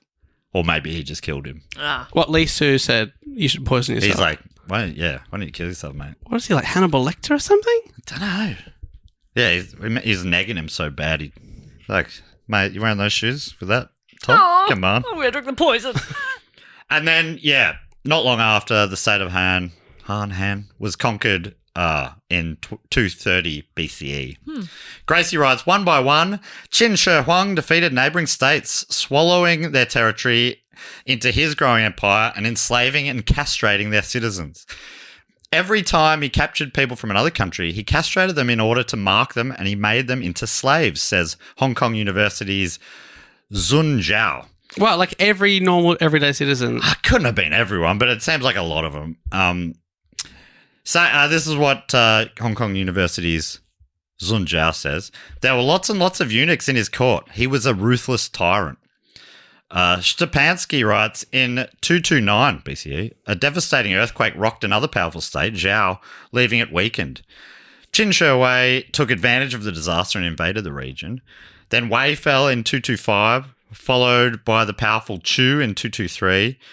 The Qin army conquered Yan and Zhao in 222, and the final independent kingdom, Qi, fell to the Qin in 221 BCE. So Pretty it started quick. happening pretty quickly. And I got to say, these guys always think that the gods or God is on their side. And when an earthquake takes out your neighbor and then you are able to get them more easily, that would be a bit of a sign. Yeah. Particularly if you are an egomaniac already. You feel like you're on the right path. Yeah. Better keep going. Yeah. Exactly. It doesn't sound like he had any moments of doubt. But if he was even close to going, I don't know about this. Yeah, that was The earthquake's talking about, thank you for the sign. Got it. And it seems quick, but it probably makes sense as well because he's becoming bigger and more powerful with True. everyone he takes down. So it gets easier and easier to. So he's got them all. As Stepansky continues, with the defeat of the other 6 warring states, Qin Shi Huang had unified northern China. His army would continue to expand the Qin Empire's southern boundaries throughout his lifetime, driving as far south as what is now Vietnam. The king of Qin, with that beautiful jawline, was now the Emperor of Qin, aka China. He unified I did it. not put that together. Whoa. Me either. At any China point. is a chin. Oh, yeah. I was like, Chin. This whole time I'm like, yep, got it. Yeah, so apparently, China. it's not known for sure, but that is what people think, that that's where the name China comes from. Funnily enough, that's the English word for China, which basically comes from Qin dynasty. But the Mandarin word for China is something like Zhongguo, and that translates to something like Middle Kingdom or Central Country. Oh, Which is there you go. it's interesting to me. It's like, oh, that feels like the sort of bland nonsense we'd call you, whereas you'd be like, no, we're the. But I don't think China. I think they've had a problematic relationship with this guy. Like a lot of China history looks back at this guy as being a bit of a fuckhead, I think. Oh, the emperor. So maybe not the kind of guy you'd want to name your country after. I don't know. Right, but he's the first one that they acknowledge as he's the first emperor. But we don't like him. Well, he called himself that as well. Ah. Good branding. I think his name that we've been calling him and another one is kind of just means the first emperor of China. Numero uno. Yeah. So I guess, dress for the job you want. Fake it till you make it. So this is 221 BCE and he's 38 and he is the king of a unified China. 38. You're really only just coming online then, aren't you? Yeah. You're just figuring yourself out. You're just, feeling competent. Are you even an adult yet? Yeah, God, at 38 that's a lot of responsibility. Yeah, Oof. Wunderkind, Yes. you'd say about him. Yes, Wunderbar. I'd say that. I'd say both. Yeah, like it'd be fine if you were that age and you hadn't worked it out yet. Oh, my God, it'd be expected. Yeah, exactly. He's the Even exception. Beyond.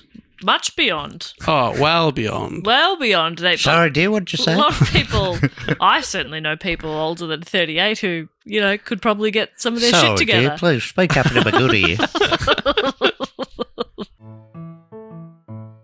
This podcast is brought to you by Squarespace. Squarespace is, of course, the all-in-one website platform designed to help you stand out and succeed online. Whether you're just starting out or growing your business, Squarespace gives you everything you need to claim your domain and then showcase your offerings with a professional website. Dave, do you mind if I jump in? Because I can't keep the secret anymore. I love Squarespace. I honestly love them. Me too. And with Squarespace's collection of cutting-edge design tools, anyone can build a bespoke online presence that perfectly fits their brand or business. Now, I'm reading that bit, but this bit I'm not reading. I freaking love Squarespace. Now I'm back to reading. Hey, Squarespace offers a complete library of professionally designed and award-winning website templates with options for every use and category. It's easy and intuitive, no experience required. To the point that I've done it. Yeah. I love Squarespace. If he can do it, honestly, anyone can. Anyone can. A child could. Squarespace makes it easy to showcase your expertise and engage clients with video content on your website.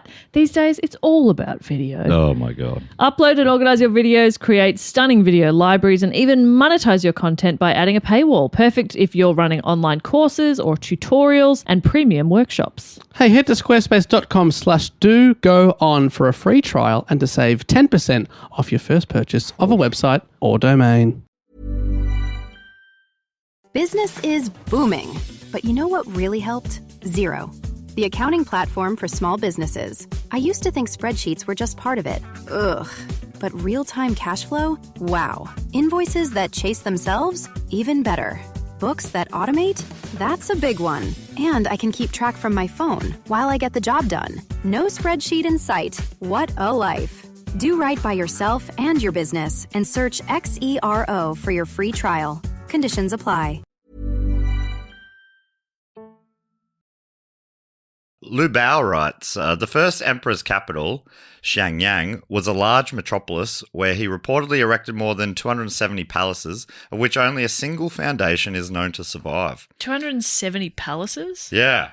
God, what is he, a bloody boomer? Hey? That's great Just stuff. just accumulating property, am I right? Tell you what, this guy's like, he's even older than boomers. What? Yeah. Does that exist? Yeah, Silent generation. No, even before that. What? What's before that?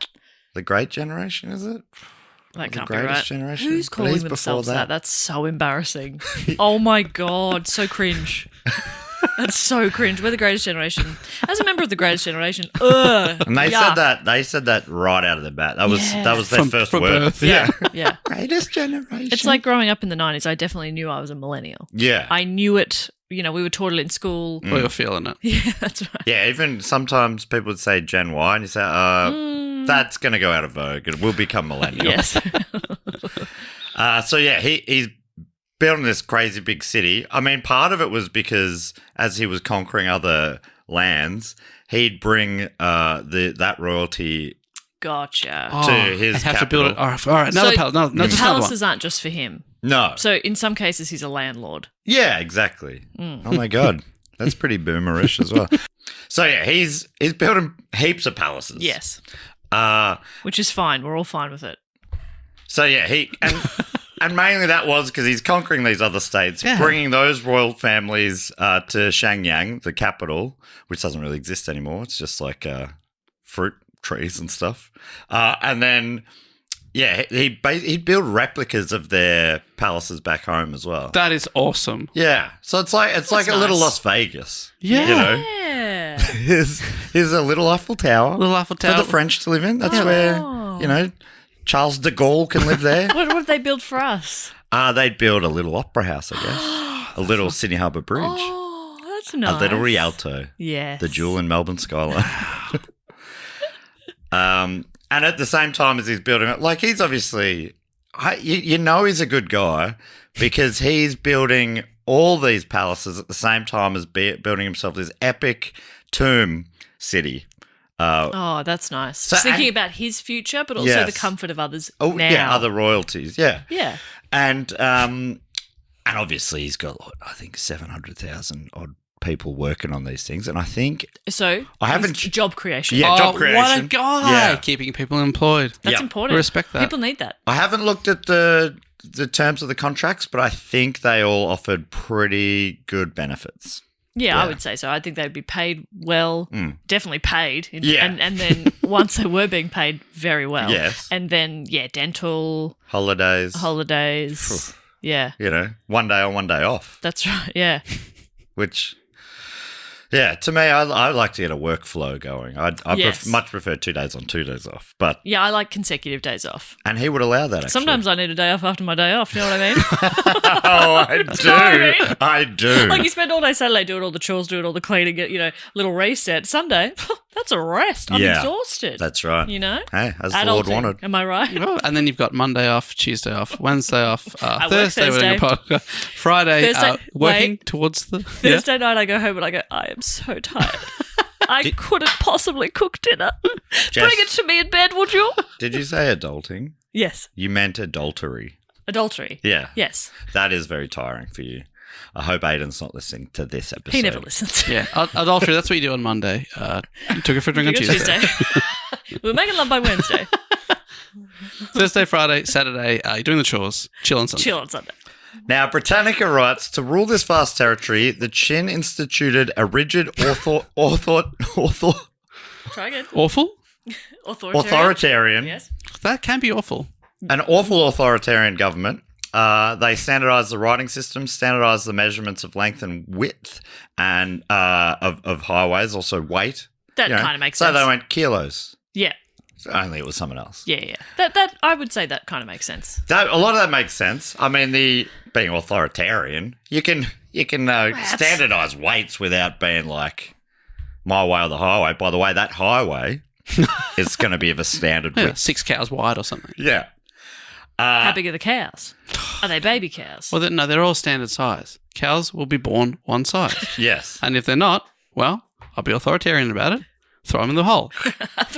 Until they learn to have the same size cow. When he says his hole. Throw them in the hole. Throw him in the hole. I love beef. And veal in this case. That's fine too. It's believed that his road network measured more than 6,500 Ks. 6,500. 6,500 Ks. Wow. Which included a central lane. I think you'll love this, Jess. A central lane reserved for his family. Oh, I do love that because I hate traffic. Central lane. I'd love my own lane. That'd go down so well, wouldn't it? And nobody would... Like these days, you're all stuck in traffic and then Princess Beatrice cruises straight past you in her horse and cart. But you'd be thinking, I mean, what are the chances of them using it today? There's that's only it. one raw film. When you see like a car just going for it in the bus lane. Yeah. Or the emergency services lane. Yeah. You're like, that's a good call. Yeah. Like it's annoying, but you're also part of you's like, I wish I was that brave. It's like the Independence Day classic film. What's that line that you love? Sorry, I'm late, Mr. President. Randy Quaid. But earlier in that, everyone's trying to get out of town and they're all just using the normal lane. And then Will Smith or someone, maybe the guy from Jurassic Park, who thinks nature always finds a way. Goldblum. He just goes, I'm going to use the empty that makes sense. Is it a bus lane? Honestly, I'd be going through it's just farmland. the opposite side of the road. Everyone's just sticking on their, they're on the right side over there. Oh, gotcha. So they're all on the outbound. No one's coming into town. Yeah, so he's like, well, I might, if I'm remembering that right, but I might not be. If you hadn't heard the news and you were driving into town, you'd be like, oh my God, I'm having a dream run. Where is everyone? Fantastic. This is amazing. Have you seen the traffic in the other direction? I'm going to have time to get a coffee. This is great. Maybe even a full meal at this rate. Record time. Honestly, if I get a park right at the front, honestly, I'm buying a lotto ticket. What a day I'm having. There's no one at the lottery shop. What's going on? Oh, in fact, shop's running out. Shop's on fire. I've been threatened by a man with a baseball bat. That was weird. I was having such a good day. Another change our man made was abolishing feudal privileges. Wary of the feudal or duchy or fiefdom, that system we were talking about, how the old system was they'd have a little duke out in looking after different areas, but they all built up power as the overruling king's power shrunk. Yeah. And then those little guys all became the 7 warring states, kind of. So he was like, I don't want to do that again. And the new system instead was centralised with the officials all living in the capital city under his watch rather than being able to build up their own new mini kingdoms. So they were still looking after their places, but from the central city. Right, that's why he's like 270 palaces. They're working remotely is what I'm saying. Yeah, exactly. Peter Boll credits Qin Shi Huang, our man, not only with creating China, but with establishing the world's first truly centralised bureaucratic empire. He set out to unify the procedures and customs and policies of all the states, says Boll. Lord Howe suggests a lot of these changes were made by the king with guidance from Li Su. Lord Howe writes, Li Su likely sort of his right-hand man type guy. He likely initiated many of the sovereign's accomplishments. Under his tutelage, the king introduced a uniform script, as we were talking about, meaning that subjects with all these vastly different dialects were able to communicate now. I imagine that it's pretty slow on the uptake, though. It's like, you don't speak that anymore. You speak this now. How do I do that? Yeah, well, I think this was more the writing, which wasn't like your average Joe probably wasn't doing. So you just had to get it through, academia. Oh, right. So the average Joe, they're like, you write like this now. And they're like, okay, I never wrote anyway. Yeah. Standardization, a hallmark of the Qin state, was applied to weaponry as well. Should an arrow shaft snap or a trigger on a repeating crossbow malfunction, the component could be easily replaced. The young ruler also presided over the creation of an advanced agricultural infrastructure that incorporated irrigation canals or canals and storage granaries. Or granaries. Granaries. But Gracie writes, despite this, it is the stories of his bloodletting that historian Zun Zhao grew up with. saying, he got rid of anyone who showed opposition or didn't agree with him. He was paranoid. He was constantly in fear of how he could control his vast new territory with so many cultures and so many different groups of people. Yeah, so that, like, he made a lot of the changes that are still sort of been felt in modern day China, like bringing all the script together. I think that's like it's evolved to what it is now, I believe. But yeah, you can look at those things and go, he did some cool stuff. But a lot of people think of him as the guy who just killed anyone who looked at him wrong. Oh, okay. And focusing on the negative. And now being a bit fiery is a bad thing. Yeah, okay. Well, lock me up. Would you say I'm authoritarian? No. Because you got to have authority, I think. I will bash you. Yeah, no, you do. You're violent. Yes, but it's not authoritarian. Yeah, you could be a paid thug. Yeah, you're muscle. Yeah, you're the muscle. Yeah. But you need I need muscle to start with. Well, you need a ruthless puppet master behind you. Yeah. A ruthless but coward. Oh, yeah. Yes. Oh, okay. Dave, you put your name for it? Yeah, that's right. I had to make it a bit more specifically about me. And what's Matt then?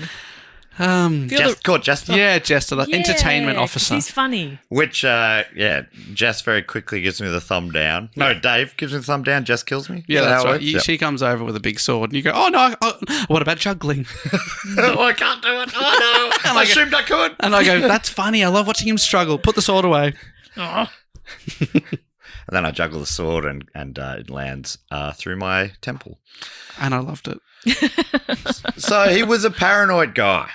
Qin Shi Huang, our man. Okay, sure. I keep calling him our man just in case you guys have forgotten. Yeah.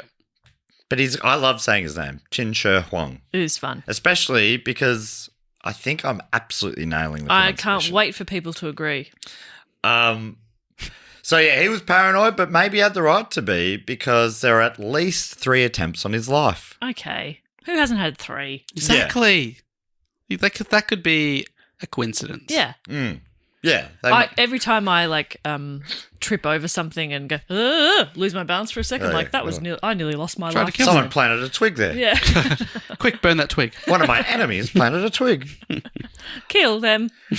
So it seems like these are the 3 most known ones. I assume that's probably heaps. Probably. Wasn't Hitler? Wasn't like 6,000? It's every 4 minutes someone was trying to kill him. Jeez, all I'm hearing is 6,000 fails. Yeah. 6,000 losers. They missed a lot. They were close a few times. Yeah. Were we ever going to do an episode about that guy? Yeah, we could. Because I know him. I know him by mustache. Mm-hmm. I know the big overarching story. I don't know. Do I want to know more? Exactly. I don't. Yeah. Yeah. I feel like maybe an episode could be done on his early life that's less discussed. Maybe. Less disgusting. Well, no. Maybe we don't know. We don't know because we haven't done the episode yet. Apparently, his paintings were pretty bad. Yuck. Ugh, disgusting. It's put me off my lunch. In 227 BCE, 5 years before they toppled the state of Yan, Crown Prince Dan of Yan, or Dan of Yan, get fucked. Really? Plotted an assassination attempt against the king. For the mission, he recruited Jing Ka and Qin Wu Yang, and the pair went to present the king with a gift of a severed head under the guise of diplomacy. The severed head was of this exiled Qin general. He booted this general named Fan Yuki. I think he wanted to kill him, but he got exiled and he went to this other state, one of the enemy states instead, where he sort of hung out there and he was wanted for treason. So our man Qin Shi Huang wanted him, but he was hiding out here. In Yan, with Dan the Man of Yan. With Dan the Man of Yan. So Dan the Man of Yan brought this guy's head. And he said, there you go, that's for you. That's for you. Hey, Sean, no hard feelings. I know you're trying to topple us, but maybe you let us keep existing and we'll look after you too with a head every now and then of your enemy. How does that sound? Okay.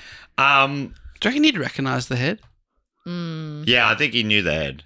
I think it was the kind of head that he wanted. Oh, okay, right. Head. He was a general. He was like I was going to say, because he's got so many subjects. I'd be like, Who's that? I think he was one of. I think he would at one point work closely with him. Do you think Okay. you'd recognise my severed head? Yeah, probably your severed head. Because you do look at it a lot. Yeah. Yeah, but I imagine your head looks a little bit different Right when from it's the not back. attached to a Right body. from the back. Oh, If yeah. they do Wait, reveal. what are you suggesting? Oh, why would Dave recognise you from the back so Oh, much? That's so what people- I'm asking. Yeah, So- okay. Someone says, "Do you Don't recognise?" be weird. I thought you were talking about adultery again. No. No, she has to say. Jess, Shh. are you two? You're screaming. I need you to calm down. It's a bit of a game, is what you're saying. Just they bring it and go. Yeah, they Do you recognise resist. this head? Exactly, that's what I mean. And then they turn around, it's my face. You'd know my face. Do you think that they opened it like a cloche? Oh, Here's the general's head. Yeah, that'd be good. That's a good reveal. yeah. And for dessert. So as well as the head, they are also presenting a map of some of the the areas that I think it was like you can have these areas. Here's a beautiful map. Here's But a lovely swamp. That could be yours. in truth, the map was hiding a poison-laced dagger. What? It was a cunning ruse. Oh, The map was hiding a dagger. Yeah, the map How? was rolled up. Oh, you're thinking of like a Melways or something. This was. I was thinking the map already Oh unrolled. no, they were arriving with head in a cool. box or head under a colosh. Yeah. I was thinking that the head was going to be stuffed with explosives or something. You open the cloche, bang. Well, That's arguably better. that would have been better. Yeah. that definitely would have been. Did they have better. explosives back then? I think invented in China. Yeah, that's wasn't right. it? But when? Well, they've been around a long time. When you said repeating crossbow before, I was like, geez, that seems early too. Wow. But also, okay, so they've put the dagger in the map. 9th century China. So only about 1,000, but a bit more years away. Great. Close. So it's close. Yeah, that's exciting. Okay, what about exploding knives? They've put a dagger in a map. And then what's the idea? That he'll unfurl the map and then see the dagger and go, fantastic, and stab himself with it? No, one of the guys presenting it was going to do Gotcha. the stabbing. They weren't just hoping for an intrusive thought Yeah. just to be taken up upon. Come on. For you, my lord? Oh, Anything you feel like doing with that, my lord? I should also say the severed head. That was donated by its owner. He wanted the King of Qin dead so badly that he allowed him to be killed and beheaded for the cause. Holy shit. Yeah. That feels a bit full on. Mm. So, I'd try a couple of other things first. Do you know Was what I it- mean? Why has he got straight to that? Guys. No, shut up. I've got it. It's his idea. I've got it. Cut my head off. Take it to him. And they were like, this general's lost his fucking mind. Well, he's lost his head. Oh, But Dan the man is like, that's actually not too That's That's bad. not too bad. That'll get us in the Try door. something else first. Maybe they had. Well, you're the one telling the story. They had. Okay. They tried everything. Fair enough Finger, thumb. Eventually he went, you know what? I can't even, I've cut off all my fingers. Yeah. I'm basically just a head now. Yeah. That gives me an idea. It's funny that they needed the head for but the head didn't have the weapon. The map did. Why don't they just do the map? Well, the head opened the door. Oh, all right. He's like, I'm interested to see more because I've Yeah. seen the head. Okay. Yeah, it's like otherwise, who are these guys? What are they doing here? Yeah. Oh, okay. Or head in a cloche. All right. Because to meet this paranoid emperor, to get close to him, you needed to bring something pretty good. Okay, I agree. That's actually really smart. So yeah, the two men arrive, and they The two men were arrived. the two men were there. They arrived. Yeah. Just really hard to deal with today, Jess. If you could work with me, not again me. Come on. So they'd arrived, but unfortunately, Qin Wu Yang, one of the two men, got cold feet. He's just apparently was like he panicked and he was like freezing up. But this guy's donated his head. Yeah, I know. Like, The Sorry, least you dude. can The do. least you can do is follow through on Yeah. your part. You know you're going to die anyway. Now they see the knife. Well, they right? haven't seen it yet. Oh, okay. This is before, so they're still. I don't even think they've gone in to see the emperor yet. They're at the stage before, and the guy's freezing up. But luckily, the other fella, Jin Ka, stepped up, and he went it alone, and he explained away Qin Wu Yang's nervousness. Sorry, so- he has traveller's diarrhea. Sorry. Yeah, that would have been. I think his quick thinking was really good. He said, because the emperor was just ahead. He said to the emperor, he just froze up because he's never been in the presence of such a great man before. That's great. That's so really good. You've really but also travel story. Oh, he's also shitting himself. He's got the shit. He's shitting himself because he's intimidated by you, but also quite literally. Yeah. So he thought not appropriate to bring that in. No one's going to To the inner question sanctum. diarrhea. No. You know, you say, I've got diarrhea, nobody's asking follow-up questions. Not even the emperor. Can I get a certificate from your doctor? Yeah, exactly. No, that's okay. That's right. I'm not going to waste my doctor's Yeah, time. even the emperor's had diarrhea. Yeah, You can be everyone's had it, confident. and we all know it's unpleasant, you know? Just get through I it. understand you don't want to come into my chambers. You need to be near some other chambers. I understand. Yes, that's good. So now Jin Ka Is that good? That's really good. is in the inner sanctum Yes. with the emperor. Our man, Qin Shi Huang. Yes. And the emperor was quite unprotected because he was so paranoid he didn't allow those around him to carry weapons because he was afraid they'd turn on him. Oh. So Jin Ka goes, here's a head. Open the caloche. What do you Yes. think of that? Pretty Pretty good. good. huh? Well, this guy did pretty good. And how about this? This map, beautiful map. How lovely is it? Rolls it open. The dagger's there. The king sees it, goes to his sword, the only sword in the room. And Jin Ka grabbed the dagger and he starts trying to, because it's poison tipped, he just needs to get it. Little scratch. And he's jabbing at him. He's missing. You know, the emperor's bobbing and weaving. Hey, hoo, ha, hoo, ha. Cannot land the blow. There's a scuffle, and eventually Jin Ka's like, he's been done. He gets cut by the emperor, and he surrenders. And basically, Yeah. you know, I don't think you'd be surprised by this. Life in prison. He Well, let go after 3 years on parole. Yeah, a bit Yes. of rehab. He was yeah, rehabilitated. Yeah. Nah, he didn't go to prison in Victoria, darling. Just not sure how to take that.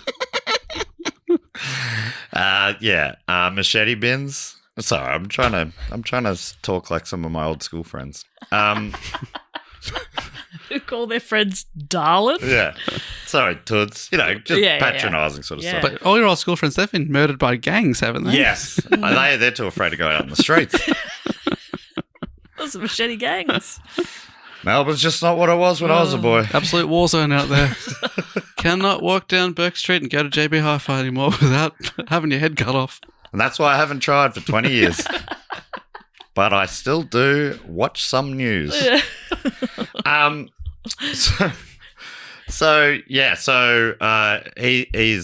He's killed there and then. He just needed a scratch. He was so close. so close. Unbelievable.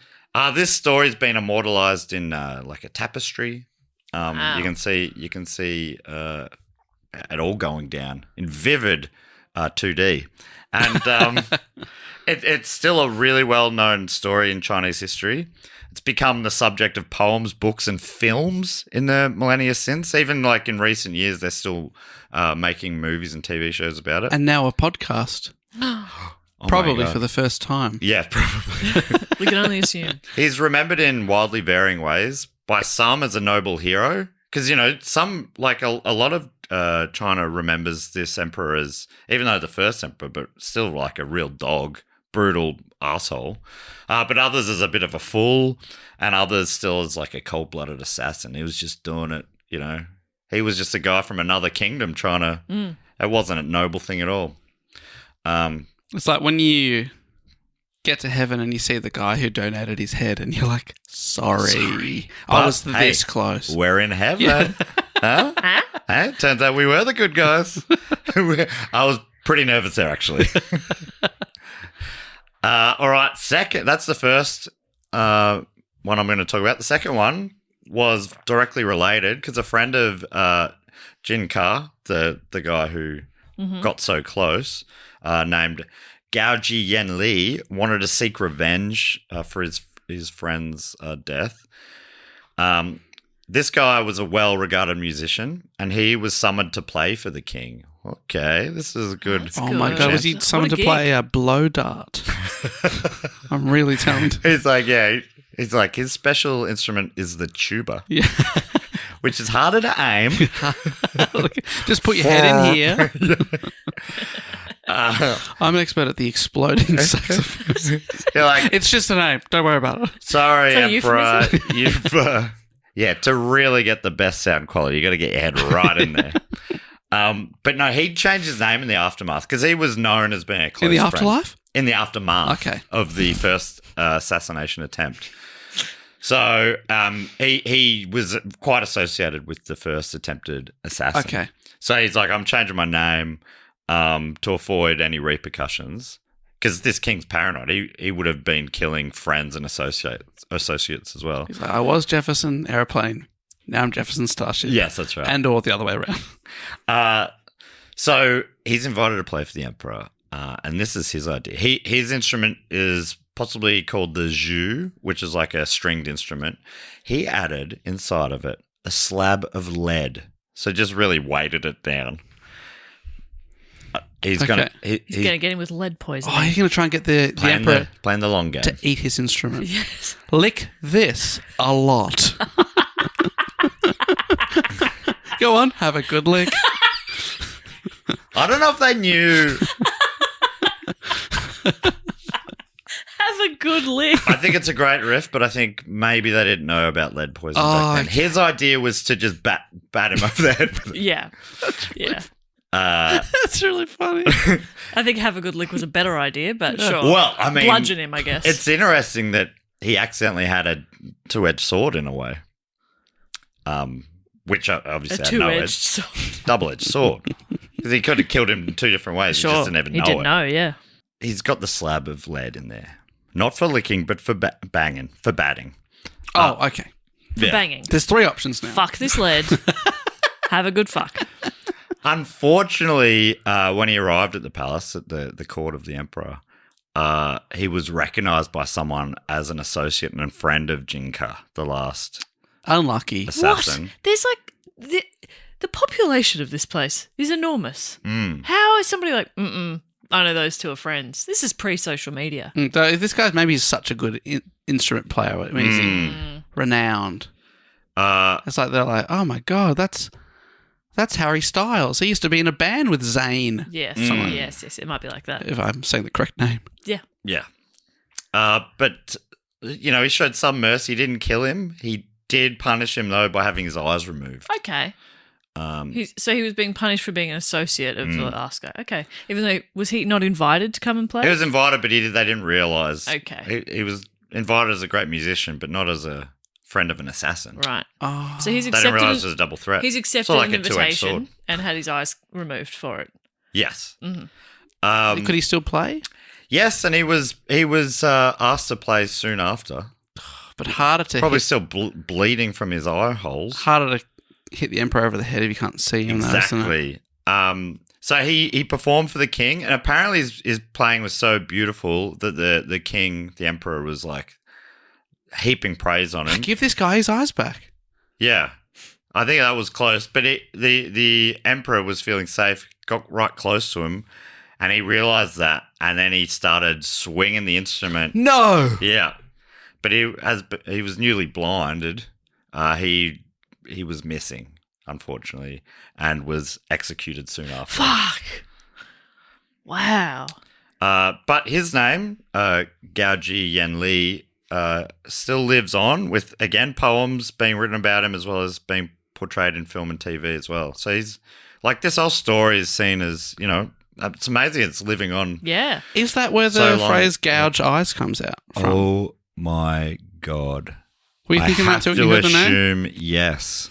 Oh my God. Spelled quite differently, but of course it would be. Yes. Language is like a liquid. It's fluid. I It's flowing. can't get a hold of this thing. Come on, it's going through my fingers. I don't know if you believe that, but yeah, language often I can't quite get a hold of It's it. gone through my fingers and thumb. All right, so that was the second. The third assassination attempt, a little bit different. After the Han or Han, I really should have looked that one up. It's pronounced as it looks, but it looks like it could be Han or Han. Yes. I think I've always heard Han. Han. So after the state of the Han state was annexed by Qin in 230 BCE, 21-year-old Han noble Zhang Liang dedicated his life to getting revenge on the king of Qin, our man, Qin Shi Huang. Mm-hmm. He's like, he was on his way up. He was like a prince or whatever. He was ready for a life of luxury, and now he's living in a palace under the nose of this Qin fella. He's living in a palace that looks exactly like the palace he was born in and he expected to inherit. But it didn't have the same vibe. So apparently put his entire family fortune into the effort to get revenge. One of the main things he did was hiring hitmen. But yeah, his best known attempt came quite a while later when he hired a strong man to throw a 75-kilo iron hammer at the emperor's horse and carriage. Oh, wow. Throwing 75 kilos. Yeah. Jess, we're going to need you to do that. Is that throwing a Dave? Plus some. It's throwing a Jess. Throwing a Jess. Yeah. I could lose a few and maybe you could throw me. You could just throw yourself. In so many ways, I'm throwing that weight around. Be the ball and just throw by yourself. existing. Yeah. You know what I mean? Yeah. That's so true. Yeah. You throw yourself every morning out of bed. That's right. You got to carry that weight. I throw myself up the stairs to get to this very studio. Yeah. She rolls up, rolls down. So this plan's pretty good. Yeah. And if there's somebody out there who could throw 75 kilos, like, get in touch. I want to be thrown. Dave Lawrence. Yeah. Yes. If we're all thinking of Dave Yeah, Lawrence. Dave Lawrence. Tasmanian Patreon, Yes. who has deadlifted Dave before. Yes. Like quite easily. Yeah. He overhead pressed Dave. Yeah. Could have been a one-arm press. It was scary to watch. Yeah. He's also Hobart's greatest sweating celebrant. I thought you said sweating. Me too. Wedding celebrant. It's 'Cause important He to won't sweat. enunciate. He will not be sweating. I He's had an would operation. say that, like, when you're lifting huge concrete balls Yeah, and stuff, fine, he yeah. would be a sweaty man. I assume At the man times. sweats. Yeah. I hope so. Because the only guy I know who doesn't sweat is not a good guy.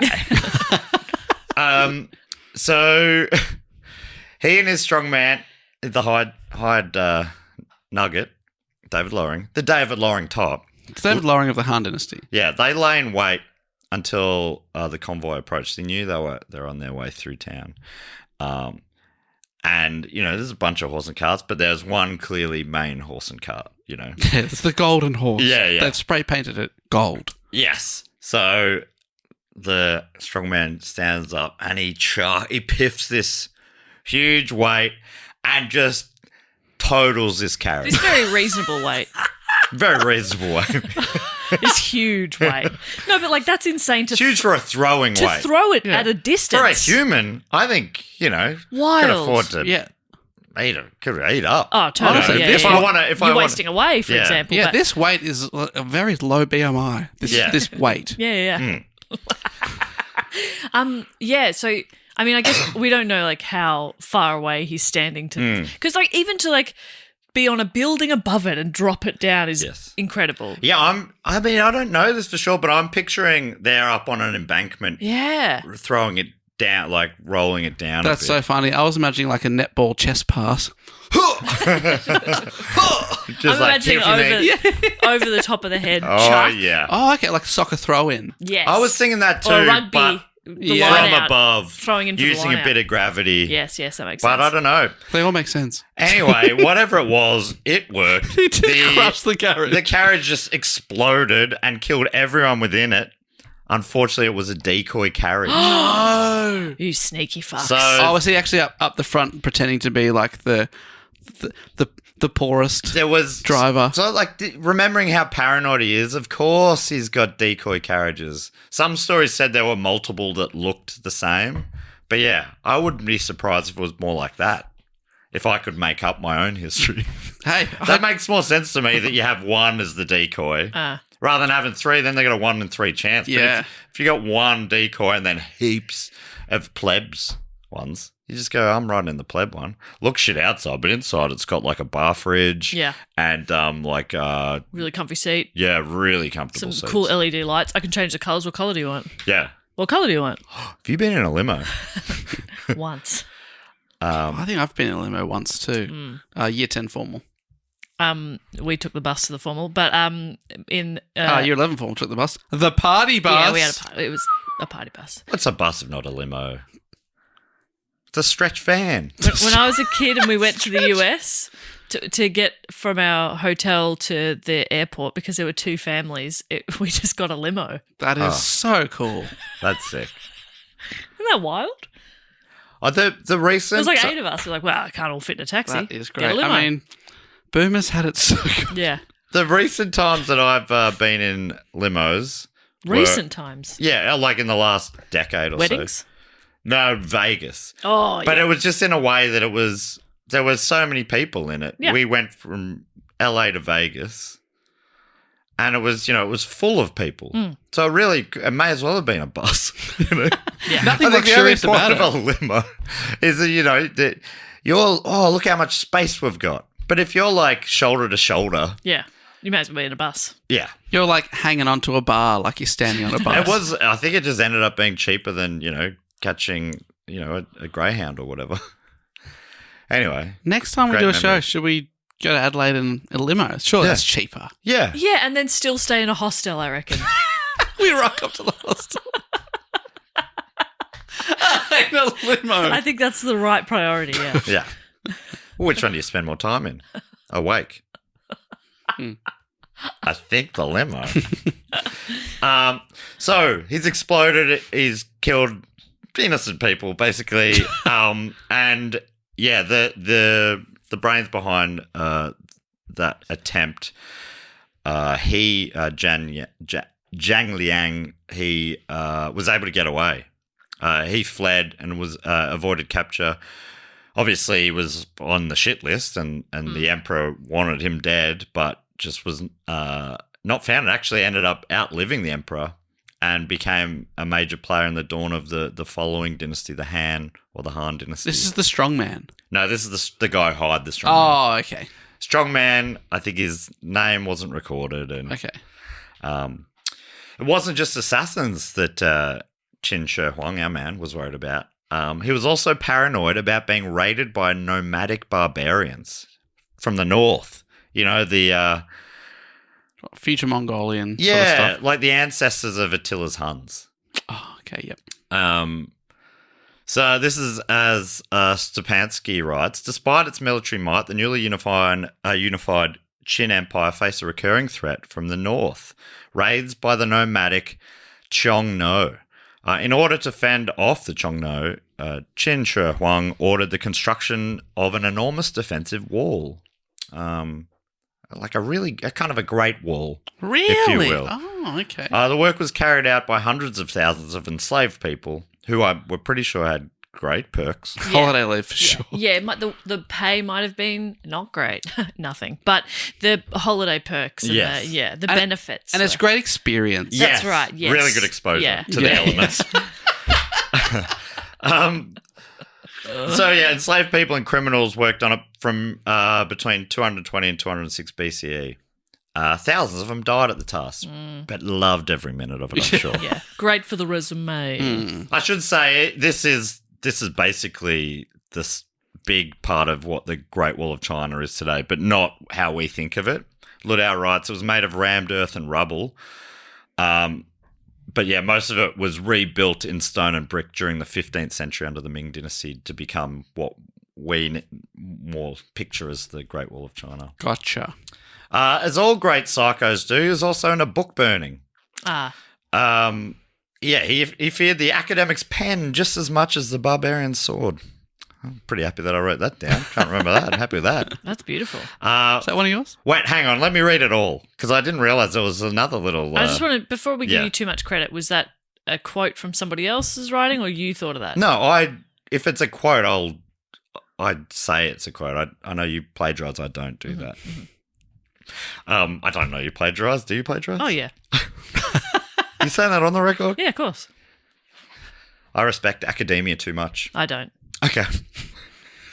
Because Jess fears the academic's pen just as much as the barbarian sword. Neither at all. One of mine. But the emperor feared the academic's pen just as much as the barbarian sword or the assassin's lead-lined Zhu. Yeah, you've taken a beautiful piece of art and then you've taken it to the next level. Yeah. You've come back and said, actually, it needs a bit more. People said, now it's a masterpiece. Yeah. God, he Timeless. is good. It is beautiful to watch him work. Stepansky writes, while the Warring States period was dangerous, the lack of central authority allowed intellectuals to flourish. Confucianism and a number of other philosophies blossomed prior to China's unification. So people are out there thinking about stuff, wondering about life. What's this all about? They're having ideas. Yeah, less of that. No. Cut We that don't out. like the He thinking. was not into it. Qin Shi Huang saw this kind of intellectual thought as a threat to his authority, and so he ordered the majority of existing books to be burned in 213 BCE. Some texts were spared, such as ones relating to medicine, but if people were caught with the unauthorized texts, they would pay with their lives. According to Sun Jiao, the emperor felt that, quote, the scholars were talking behind his back. And of course, being a paranoid person, he didn't like that. So he ordered the arrest of over 400 scholars and buried them alive. Peter Bowles says, ideologically speaking, the Qin make the argument, we don't want to hear people criticize the present by referring to the past. The past is irrelevant. History is irrelevant.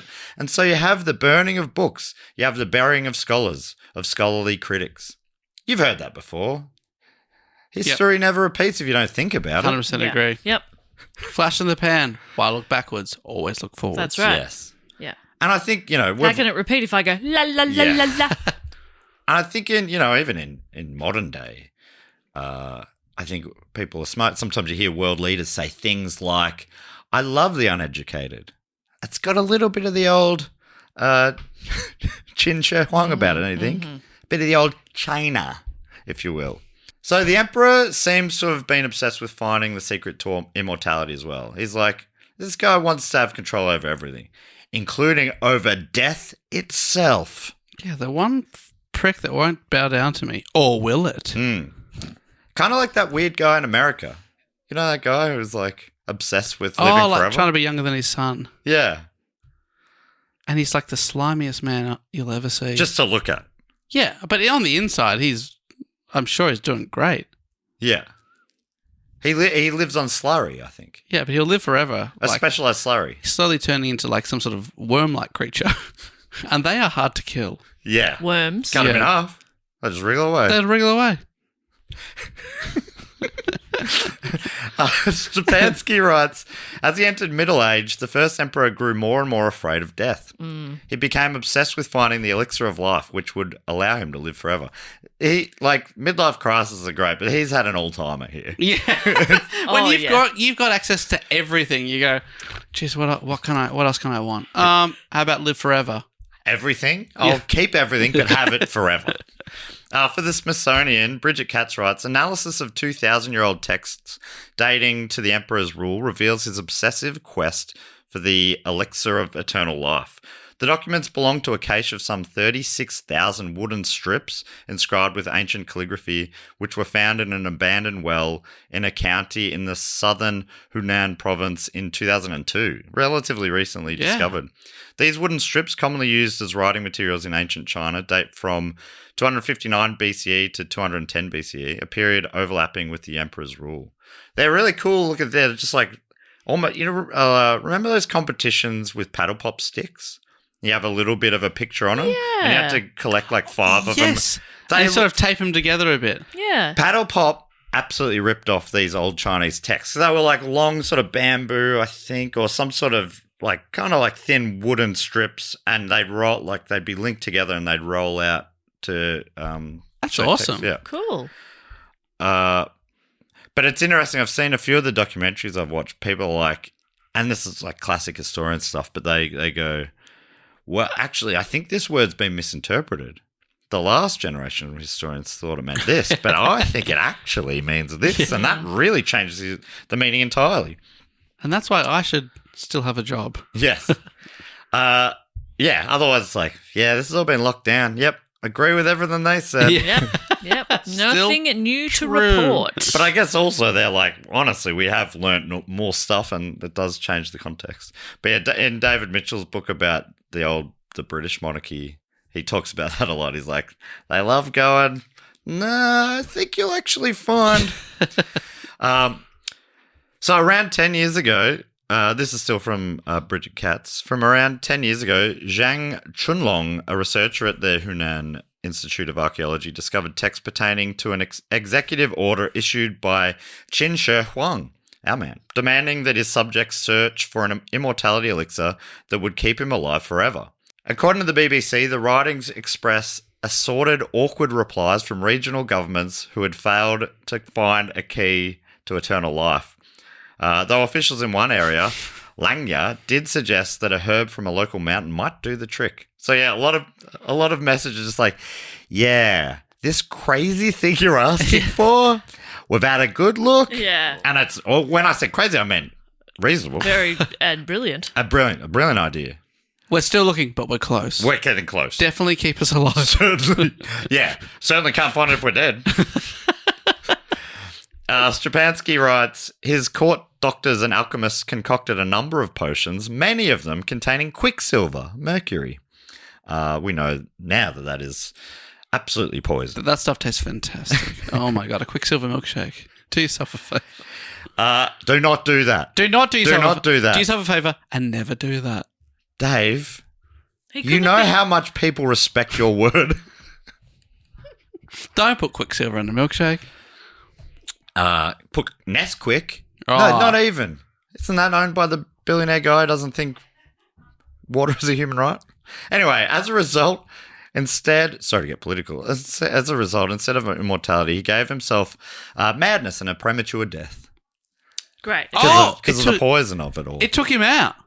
Eventually. There's a little bit more, but yeah, it does. Wait, he dies? Yeah. It didn't work? Maybe this is just what he wanted us to think. Maybe like Elvis, he's still alive. That is hilarious. Suck shit, buddy. The thing that you thought was going to keep you alive forever, it was actually poisoning you. And then you can't take revenge on the nobles that gave it to you because you're dead. Suck shit. And he was clearly to those around him like losing his mind before dying. Like it ruined him before killing him. That is excellent news. But before we get to that, I found another funny story about his elixir quest on a very reliable source, a list verse. Okay. Which had a listicle. And my favourite way to consume information. I like stuff that's written in verse. Was it that as well? Yes. List and verse. And there's versions of this story elsewhere, but I don't know. I found this to be the funniest retelling, so I'm going with this one. Great. Mark Oliver writes for List Verse. As his scholars had failed him, Qin Shi Huang travelled to Zifu Island, where he had heard that a man could find the secret to eternal life. I think this might be to do with, saying some thought there might be a herb in a mountain. I think this is related to that. There he met the magician Shufu, who assured him that it could be done. Shufu promised him that the elixir of immortality was waiting for him on Penglao Mountain. This was not a real place. It was a mythical home of the 8 immortals and a pathway to the gods. Here, Shufu told the emperor lived a 1,000-year-old magician named Anqi Sheng who would share the secret.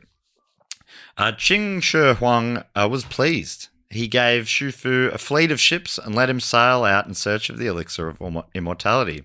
And soon Shufu returned, insisting that he had found it. The island of immortals, Shufu said, was full of grass that would give the emperor eternal life. But the immortals demanded a sacrifice. He needed to bring 6,000 virgins to get the elixir. Qin Shi Huang believed him, and he gave him what he needed. So he's got a fleet of ships, and now 6,000 virgins, apparently.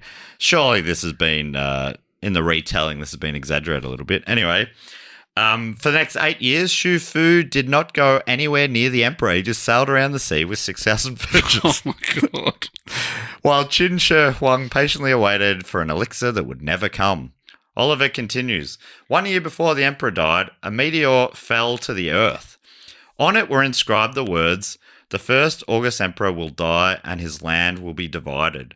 The emperor was a very superstitious man, but even he did not think that the message was actually engraved by the gods. He was like, someone's carved this into the rock after it landed, but he's like, I want to know who that is because this is not good. Because they clearly know something. Yes. Oliver says he demanded that the person responsible confess or everyone would pay.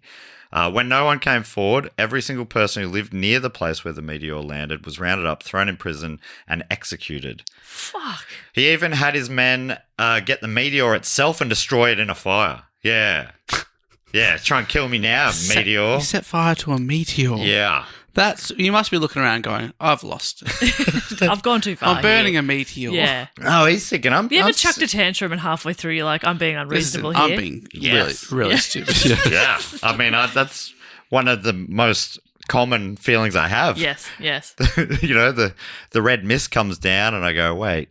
What is happening? Sorry about that. Yeah. Oh, I'm hungry. Yeah. Sorry about that. You know what it is? Haven't had enough sleep. Bit peckish. Yeah. Sorry, Dave. And normally it ends with me saying, sorry, Dave. Sorry, Dave. Sorry about that. As you tend to the meteor over the fire. Yeah. Sorry about about that. that. Just needed a kebab. But even now that he's wiped out a whole village and a big rock, he's that rock. still worried by it. Reportedly, after giving the order to kill every person there, he called in his musicians and they played him songs about his immortality. Play me songs about me. Sing about how I'm going to live forever. And you're telling me this guy's losing his mind from mercury? Yeah. Do we have any signs or symptoms that have been recorded? Still with this Listverse article, which I hope you agree is certainly worth reading. This is great storytelling. After the meteor landed, Qin Shi Huang grew impatient. He sailed off to Zifu Island, you know, the one I'm talking about, the magic place, once more to find Shu Fu, the magician who had promised him the elixir. And when he found him finally, Shu Fu assured him that he'd found the special Panglao mountain, the one that I think doesn't exist. Now, though, the path was blocked, he said, by a great sea monster. He's like, and he couldn't get through. The sea monster's blocking its path. It's this big magical sea monster. I tried honking. I tried using the 6,000 virgins. I think I'm going to need another 6,000. I went left, it blocked me. I went right, it blocked me. I'm like, what can I do? What do I do? Yeah. Submarines don't exist. Yeah. I mean, even the fact that I know the idea of them is pretty impressive, right? So this time, Qin Shi Huang did not want to wait around. He decided to get a team of archers, and he told Shu Fu to go and kill the sea monster. But he didn't trust Shu Fu to go alone this time. I think he was starting to wise up after, I guess, more than 8 years. He was like, I don't know about Which this, feels man. like, again, that's probably been exaggerated. But anyway, and I guess that means in the meantime is only when he started chugging on the poison. So, yeah, he ends up going along with them. Qin Shi Huang and his team of archers sailed into the water where they found what they believed to be the sea monster, which today is believed to have been a whale.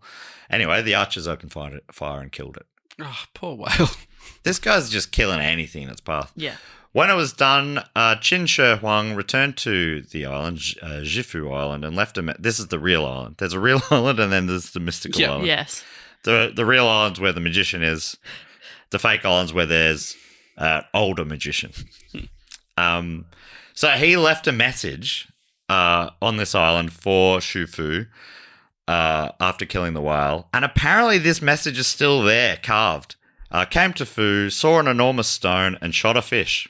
Apparently that's still there, if you believe Listverse. Wow. I believe Listverse. Yeah. Yeah, I I have trust no it with my reason life. not to. Shu Fu didn't have any excuses left. Qin Shi Huang ordered to get the elixir from the immortals and return immediately, or else he said, I'll face the consequences happily. Shu Fu... You can just imagine him in the movie just being this awesome young grifter. Yeah. Hey, no, happy to face the consequences. No worries. Of course. I just need another few boats. And yeah, can we get those virgins back on board? So Wow, yeah, yeah. apparently got the virgins back on board on the It's ships. got to be fresh virgins, right? The Yeah, old ones they're- are well, not they're not virgins. What do you think I was doing for those 8 years? I mean, they're doing each other. Oh, yeah. Awkwardly. Tried to. Oh, I'm sorry. There's a lot of, I get it. I'm so glad we got Does that that on count? video. We got that on video. I don't know if that counts. I'm still a virgin. Let's go again. Technically, I didn't quite.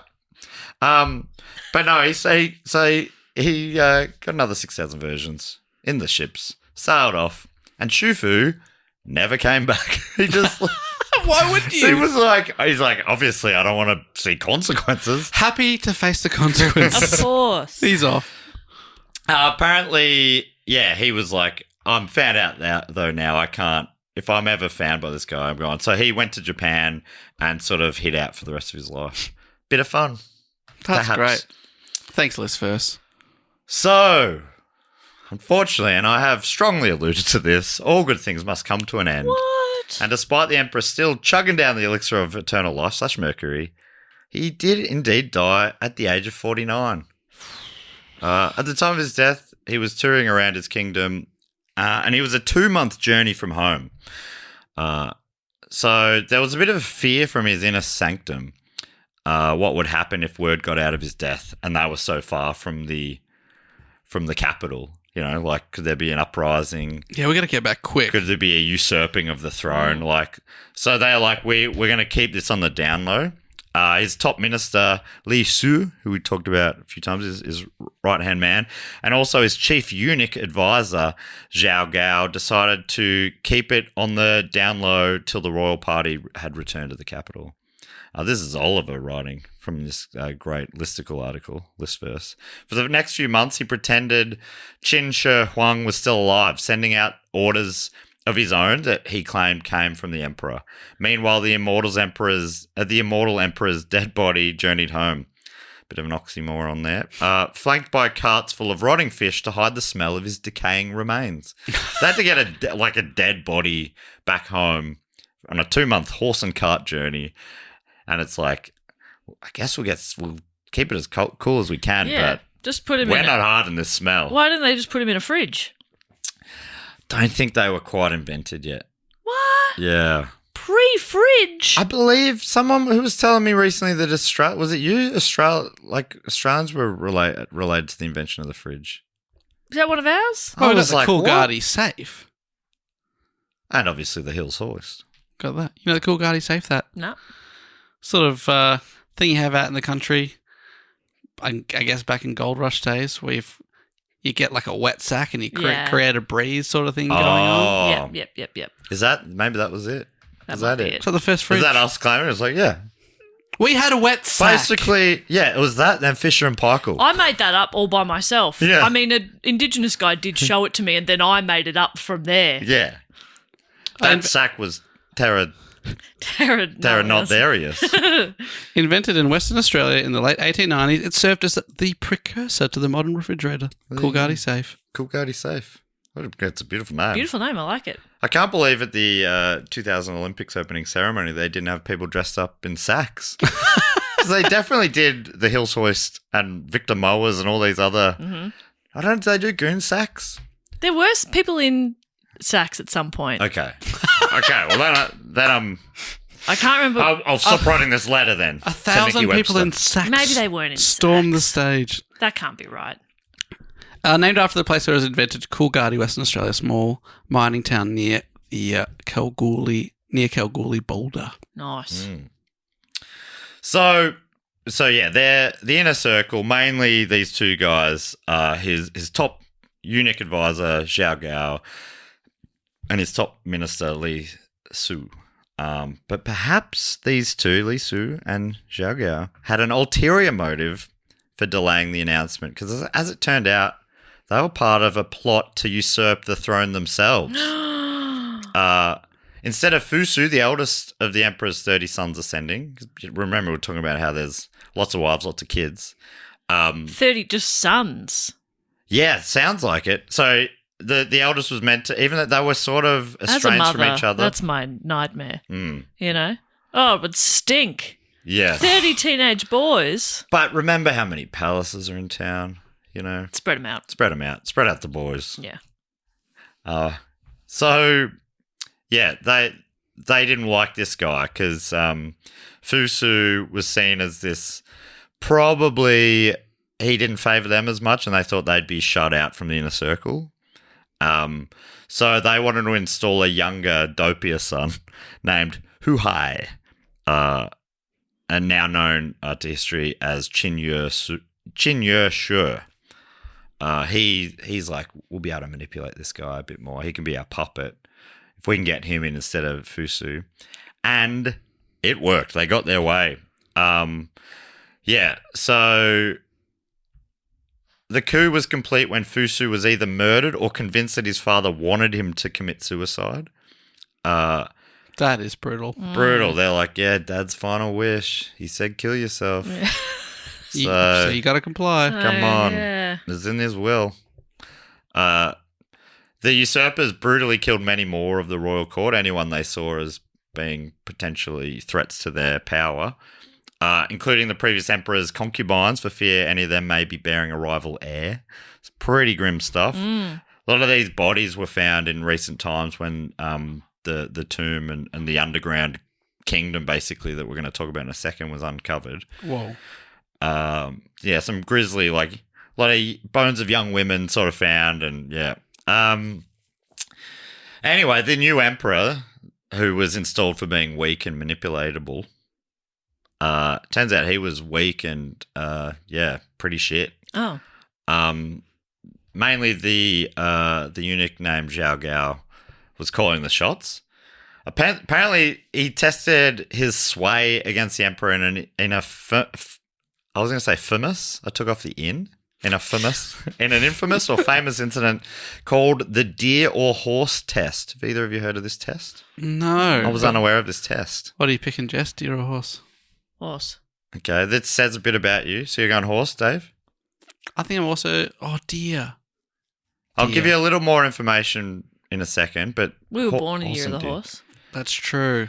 So on the 27th of September 2007 BCE, Gao, the puppet master, presented a deer to the emperor, but called it a horse. He said, check out this cool horse I've got. Which you called a horse as well, Jess? Yep. Dave called it deer. Interesting. Thinking his eunuch aide had made a funny error, the emperor's like, oh, I think you'll find that that's actually a deer. But Gao said, no, that's a horse. And then the emperor asked the officials around him, the rest of the inner circle, to confirm, I'm correct, right? That's a deer. You right? Am I right, everyone?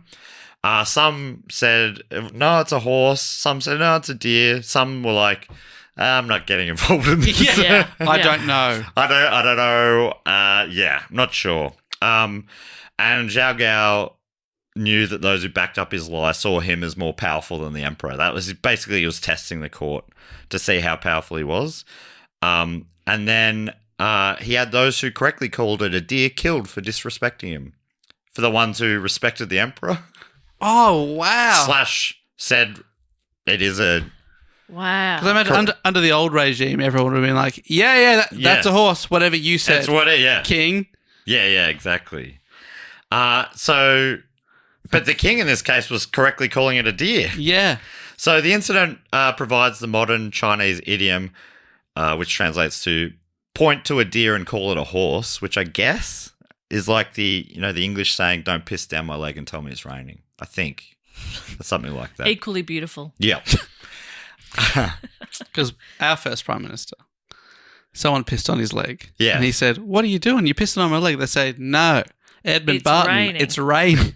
And he looked up, not a cloud in the sky. Come on. But I've just seen you put your wang away. It's raining. So he went round the parliament. Yes. And that's when he knew he was said, on his side. Do my pants smell like piss? Piss or water? And they all came up, had a sniff. I said, it's possible the rain smells like piss. Have you thought about that? A third option. And that's how this great land was federated. So anyway, this whole setup was bad news. Like having a weak ruler, it just is not good news for stability in this kind of setup, unfortunately. Which you don't want to hear. You don't want to be like, that brutal arsehole, he kept things together at least. But, is it worth it? I'm not Yes. saying it is. Probably isn't. Ruled through a lot of fear. But yeah, the whole setup started crumbling. Rebellions were going on everywhere, unbeknownst to the young emperor, who was just kept quiet, sat away in his palace, and his two main puppeteers were like, it's all going great out there, I'll tell you that for nothing. That is You like, sit here, don't worry about anything, we got it. And they were like out there going, fuck, we don't got this. Things are falling apart. they're like the emperor, everything's going great. Just have fun in your ball pit.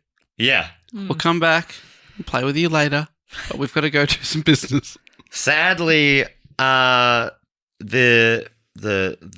Gao, the eunuch advisor, he eventually convinced the young emperor to kill himself. He's like, things are fucked. It's time to go. He was like, but everything was so great before. Yeah. 5 minutes ago. He died at 21, and that was the end of the Qin dynasty in only 207 BCE. This thing that was set up and was so big and powerful a very short time earlier, all of a sudden was all done. Wow. While Qin Shi Huang had proclaimed his empire would last 10,000 generations, he fell short with it only lasting 2. Although slight rounding error there. That's right. Although some say you could argue that China is still existing. So, if you look at it that way, maybe it'll get there. For a long time, it was thought that the dynasty had actually crumbled because they'd been putting too much cash into the palace and stuff. Especially the emperor's Yipang Palace. They just ran out of cash. This is what we're talking about, historians bringing up new things. They're going, that's actually not the case. They didn't run out of cash. It was backstabbing and all these sort of things that did it. But yeah, for a long time, they thought it was this Yipang Palace. Lu Bao writes, located on the Wei River, south of ancient Shenyang, the palace was synonymous with ostentation. Can I say that again? Did I say that wrong? Synonymous? I said synonymous. Mm-hmm. The palace was synonymous. The palace was synonymous with ostentation, not the Australian comedian. Ostentatious. The structure was said to have been the most lavish dwelling ever constructed, with an upper floor gallery that could seat 10,000 and a network of covered walkways that led to distant mountains to the south. It was a hectic thing, and they're like, no wonder it all fell apart. This guy was putting too much cash into this palace. Oh, wow. But according to the head of the mausoleum excavation team, Duang Qingbo, all Chinese people who can read, including middle school students, believe that the Qing dynasty collapsed because it put so much money into the Yipang Palace. But according to excavation work from 2003, we found it was actually never built. Only the base. Above it was nothing. For so long, thousands of years, they thought this palace, it really screwed this dynasty. But now they're like, actually, never was even built apart from the base. They poured a slab and went, we've run out of money. That's right. Back to this Duang Qingbo. He says, if the palace had been erected and demolished, as historians thought, there would be ceramic fragments and telltale changes in soil colour, but tests found nothing. It's been such a famous symbol of Chinese culture for such a long time, showing how cruel and greedy the first emperor was, and archaeologists found it was a lie. Wow. It would have blown your mind, right? Be like realising, the MCG never existed. What? Mate, it would be like finding out the Saints never won the premiership in 1966. What? The basis of all of our civilization. The Qin was to be replaced by the Han dynasty just 5 years later. There was a brief period of something in between called the 18 States, which sounds hectic. But of course, that's a story for another time. But yeah, before we go, we've got to talk about this epic mausoleum. Oh, yeah. It started with the warriors. So, yeah, this is another way the emperor seemed to try and stave off death. Building perhaps the most epic tomb ever created. Of the Terracotta Army, Nat Geo writes, workers accomplished the enormous task by dividing up the labour in assembly line fashion.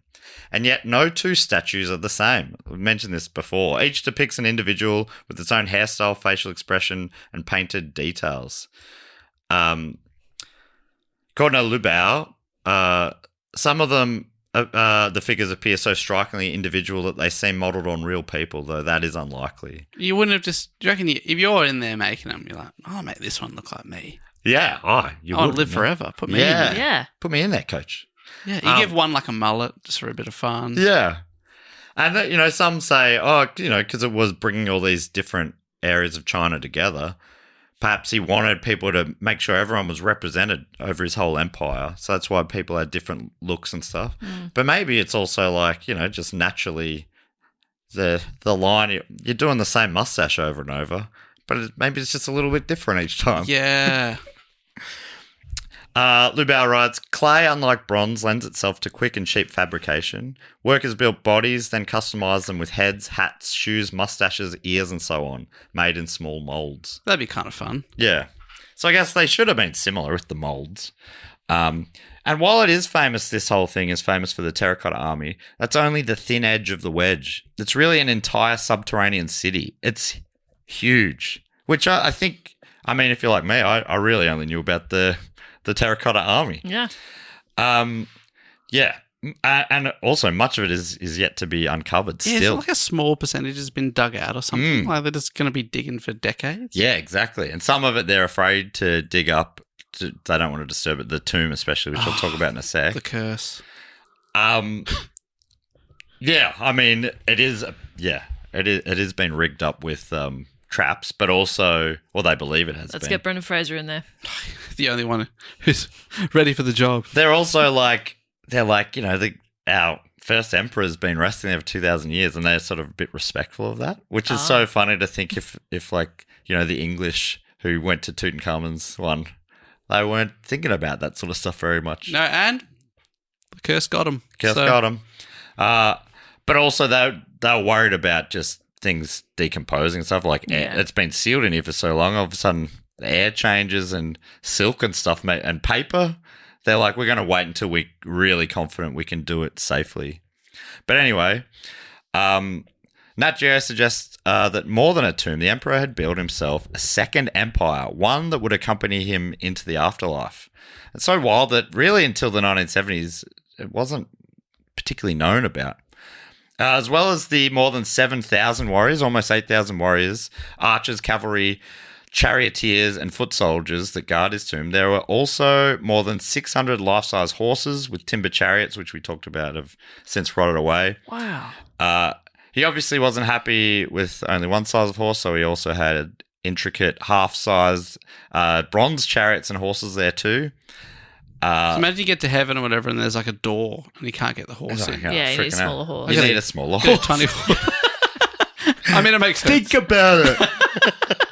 He's saying it to his lady. He's like, guys, I really need you to lift. He's only made like Kia carnivals, like people moves. That he's like, but what if I just need to pop to the shops? Yeah. Golf buggies. A zippy little number gets you from A to B. Okay, I'll get a Toyota Echo. They're like, are you sure you should be taking this Quicksilver every time? Are we sure? He's also got some, what are those, just two-wheel move forward and back? Yeah, Little segways. bronze segways. Just in case I can't bother walking that day. Yeah. Maybe I'm tired. Got a bronze scooter. Maybe I've hit my 10,000 Got a steps. bronze Razor scooter. Got a bronze skateboard. Got one of these. Got a bronze tricycle. Every mode of transport. And he's like, well, probably need a couple of thousand of them. Yeah. Obviously, I don't know if riding in the afterlife is as easy as riding in life, so I'll have training wheels. So yeah, they were they're the most famous things, but less known is that the emperor also wanted civilians and animals in the afterlife as well. Court officials, acrobats, dancers, singers, and even a strongman to entertain him. Don't trust the strong man. Never trust He'll him. crush you with his giant netball. So it's like he's basically just mirrored society above the ground in the tomb. And it is really, really huge. In one pit that was dug up, there are bronze statues of birds such as swans, cranes, and wild geese. It's like there's probably a little water garden area that he could just chill out in. Lubao writes, over the past 50 years, archaeologists have located some 600 pits, a complex of underground vaults, all across a 22 square mile area. Oh. So it's like a city. Yeah. Archaeologists think that parts were ransacked soon after his death, which led to damage, including the roofs collapsing. The looting was probably by peasants rebelling against a backdrop of inept rule by his son, the second emperor. I say good on him. Yeah. Looters took many of the Terracotta Army's weapons to the point that modern archaeologists have only recovered tens of swords when there probably would have been thousands. No, the ones they showed, beautiful swords, double-edged swords in a lot of cases. Lu Bao writes, raging fires, possibly set deliberately following the ransacking, weakening support pillars for wooden ceilings, which crashed down and smashed the figures. Some 2,000 years later, archaeologists discovered charring on the walls of one pit, so that, they're piecing together the story from these little bits of evidence. So the pits used to have roofs. Yeah. So it wasn't like they buried them like Tutankhamun was like, I don't want this to be disturbed. It's like he was hoping you could get around this mausoleum, this building would stay up like the Taj Mahal or whatever forever. I think it was underground though. But, interesting. I don't know why I'm thinking that. Maybe I'm mistakenly thinking that. That's how I was sort of picturing it. And I feel shame about that. I apologize. So, of course, the center of the site is the Emperor's tomb, which as yet remains undisturbed by archaeologists. I mean, I was just sort of saying this, but Lu Bao writes, the Emperor's tomb lies beneath a forested hill. Kind of looks like a forest pyramid, if you see it today. Surrounded by cultivated fields about a half mile from the museum, which Dave actually visited, which I'll ask you about in a sec. Yeah. Out of reverence for an imperial resting place and concerns about preserving what might be unearthed there, the site has never been excavated. What's your memories of it? I was so excited to hear that you'd visited there. I actually texted my dad at the start of the episode, and I was like, "Do we have any photos?" And he goes, "He'll have a look," but. Because I went on a trip to China with, it was like my last family trip. So I went with my mum and dad and my grandpa. And and Dad sends back, this is just a photo that's sitting on his desk in the study. Oh, wow. He's like, yeah, I think I got a photo. Yeah. And I remember it. So I remember it's all like, I remember it being like a big shed now. Yes. The area you go into. Yeah, it looks like an airplane hangar. Yeah, like it's so massive, but obviously to keep like the light out and the elements, the rain and stuff. And it's like very impressive because there's so many of them. And then you hear, like at the time, like I imagine there's been 15 years more digging since, but at the time they're like, yeah, this is only a small bit of it. There's heaps more. And then there is a museum, I remember, and a gift shop. And so much, I've got it, every exit through the gift shop. But I believe nearly all of them have had to be like painstakingly pieced back together. And some of them are still missing legs and stuff. I watched one documentary where a British museum was able to get a few sent over, and they had this big exhibition. And you can see like the cracks and where they're being sort of pieced together. Yeah. Because of after the looting, it all sort of came down on it, which may have happened over time anyway. But yeah. Wow. Former director of the museum, the one that Dave visited, a guy called Wurundjeri, has said, I have a dream that one day science can develop so that we can tell what's in there without disturbing the emperor, who has slept here for 2,000 years. I don't think we have good scientific techniques to protect what we find in the underground palace, especially if we find paper, silk, or textiles from plants or animals.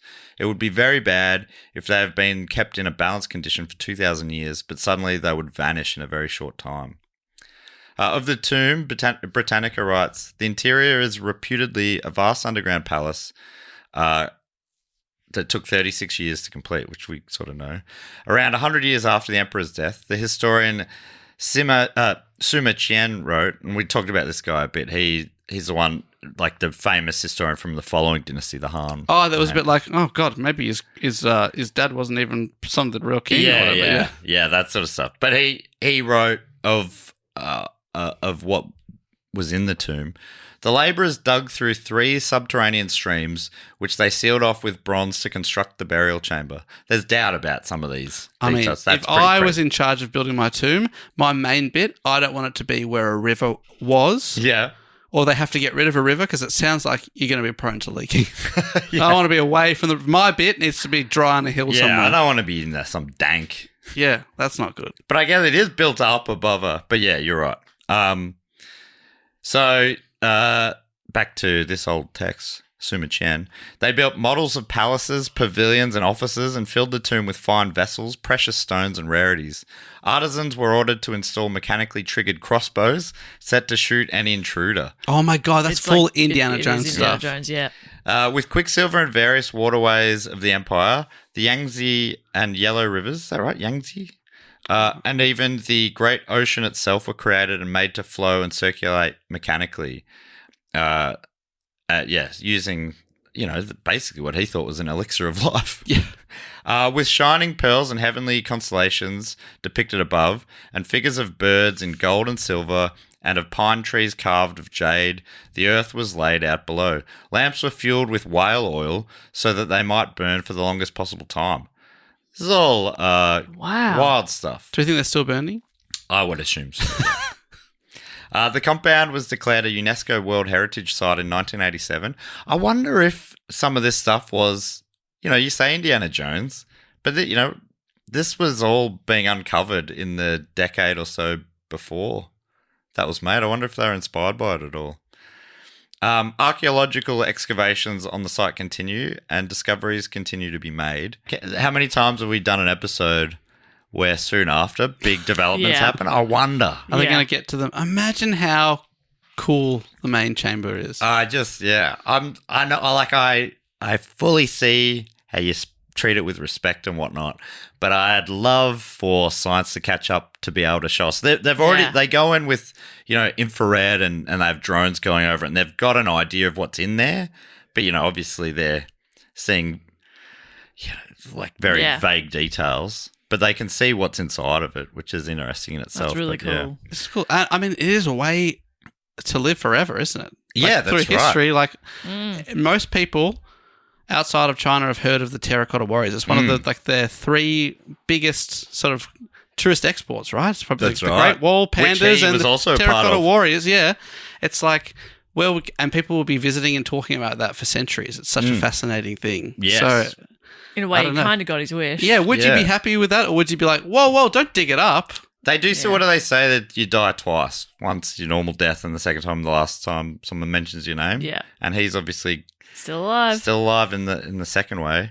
So that brings us to the end of the story. I thought I was listening to a podcast recently, and at the end they suggested previous topics that if you like this one, you might enjoy these other ones. So I went back through our back catalogue and picked out a few that involved China or tombs. Episode 16, Curse of the Pharaohs, which we mentioned a bit.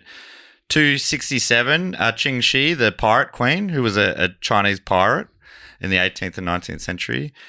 Episode 406, Kawashima Yoshiko, who was born a Chinese princess, became a Japanese spy. 473, Genghis Khan, which is same region, but more of one of the raiders above the wall. And then a more recent episode and event, Dave talked about the Tiananmen Square massacre in episode 521. Also, I forgot to say at the start of the episode, this was suggested by a few of our great listeners, including Helena Beattie from Eton Socon in Cambridgeshire in the UK. I hope I got some of those words correct. I reckon you got Helena right. Anastasia. Could be Helena. Anastasia Paris Diabella from Queanbeyan in New South Wales, in brackets, but a Canberran at heart.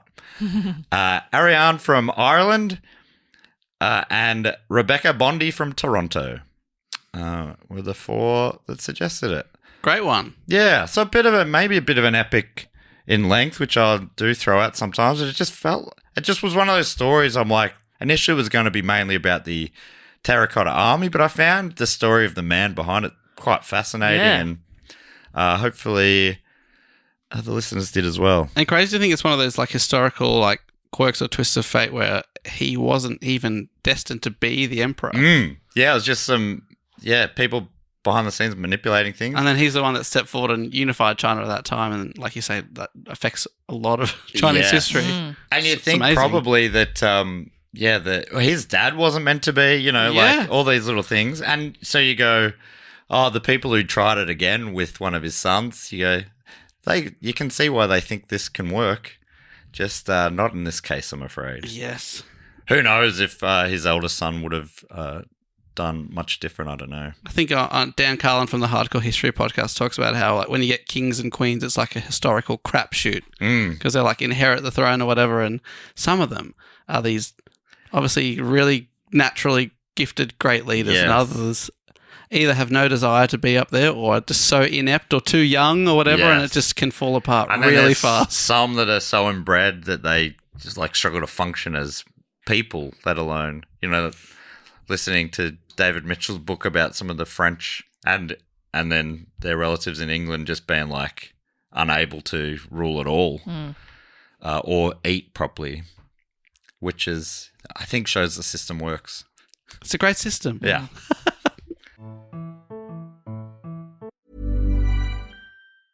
Business is booming, but you know what really helped? Xero, the accounting platform for small businesses. I used to think spreadsheets were just part of it. Ugh.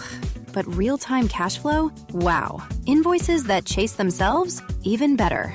Books that automate? That's a big one. And I can keep track from my phone while I get the job done. No spreadsheet in sight. What a life.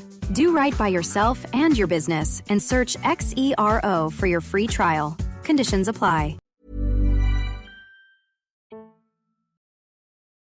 All right, that brings us to everyone's favourite section of the show. For those of you who did skip through it, I just told the story of the emperor who came up with the Terracotta Army. No big deal. It's pretty interesting. Yeah, maybe it's one you want to go back and listen to. Yeah, but understandable you want to start here. I'm already hearing buzz around it being an all-timer. Big for award season. Oh, could it be up for a shiny? Could be up for a shiny. Yeah. Could be up for a Grammy. Oh, could be. Best spoken word podcast. Should we enter this time for once? Like, actually believe in ourselves for once? We should. We should nominate for the Oscar for Best Foreign Film. Now that I know you have to nominate yourself for awards, It's awards so have really embarrassing. taken off the shine. Yeah. Oh, and pay money? You have to pay money to nominate including yourself. the Oscars. Yeah, It's so weird. How are people so surprised when they're nominated for something? I get Like, targeted. you see videos of actors finding out they're nominated, and you're like, I mean, your team put you up for this. Yeah, like, they there paid was the a fee. there was It's a not out of conversation. nowhere. Yeah. I get targeted ads on Instagram being like, the Webbies are closing soon. Nominate your thing now. And I looked into it once. It was like $500 or $600 for an entry. Yeah, it's brutal. I'll probably just keep the money Yeah, it's okay. and feel like a winner. The patrons and just our listeners in general, that's all the reward we need. And that's why we invented our own annual award ceremony. I'm yet to lose. Best bullshit. I have, though. I have lost. I uncovered I found the Yes! I saw that. Like, I Yeah. saw you post that and I watched a little bit of it, and it was like very self-indulgent but very funny. Because I assumed we'd release it as a bonus episode, but it wasn't. It was sort of a standalone video only. So, yeah, a few years ago, so every year for our Patreons, one of the bonus episodes, usually in January, looking back the year before, is the Golden Shiny Gary Awards, where we nominate like best episode, best guest episode, that kind of stuff. And the Patreons are our Academy of Voters. They Yes. vote. What are they called? The Academy Voters? The Academy. Okay. We thank the Academy every year. What's the Golden Globes then? What do they call them? Something The different? Hollywood Foreign Press Association. Is that what you were looking for No, first someone time? else. Oh, okay. But yeah. Don't know. And a few years ago, we actually did a full live streamed episode downstairs here at Humdinger, Everyone got dressed up. and we had some I wore a bow patrons tie. come. Yes, it you was- did. You looked adorable. It was so fun. Michelle Brazier came and did an in memoriam live song Yes, I guess I watched that. It's been a long day. Paul Walker is dead.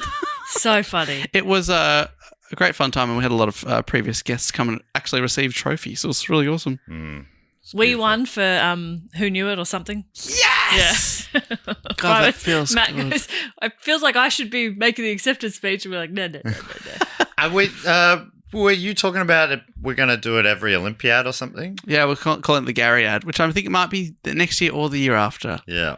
You have to remind me Very exciting. because I will not remember. But it's got to be coming up, the Gary ad. Anyway, this part of the show is about really just spending a bit of time thanking our awesome patrons. Without them, this show does not exist. If you want to be one of them, go to patreon.com/DoGoOnPod. Linked in the show notes. But, it'd be way easier to just type it. Or, you do. Why am I telling you how to suck an egg? You know how to suck Why eggs. are you so upset at us?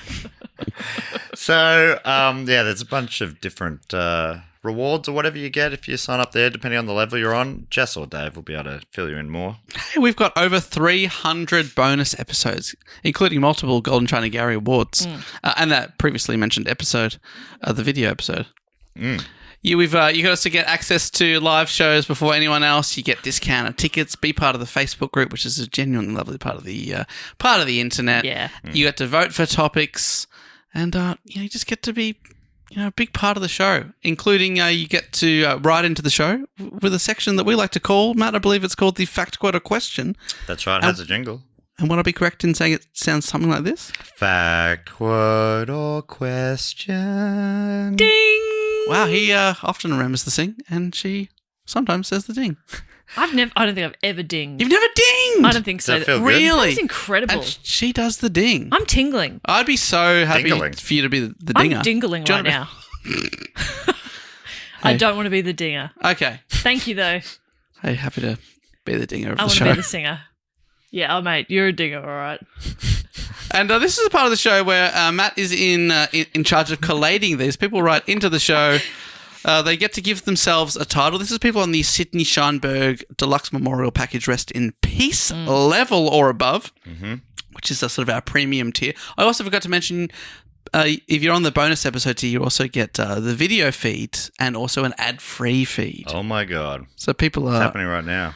Looking at us right now. But for the Sydney Scheinberg Deluxe Memorial Package, this is called the Fact, Quote, or Question. People write in with a fact, quote, or question brag suggestion. We recently had a game. Yeah. Like an ancient game. That was a lot of fun. I was listening back to that last week. But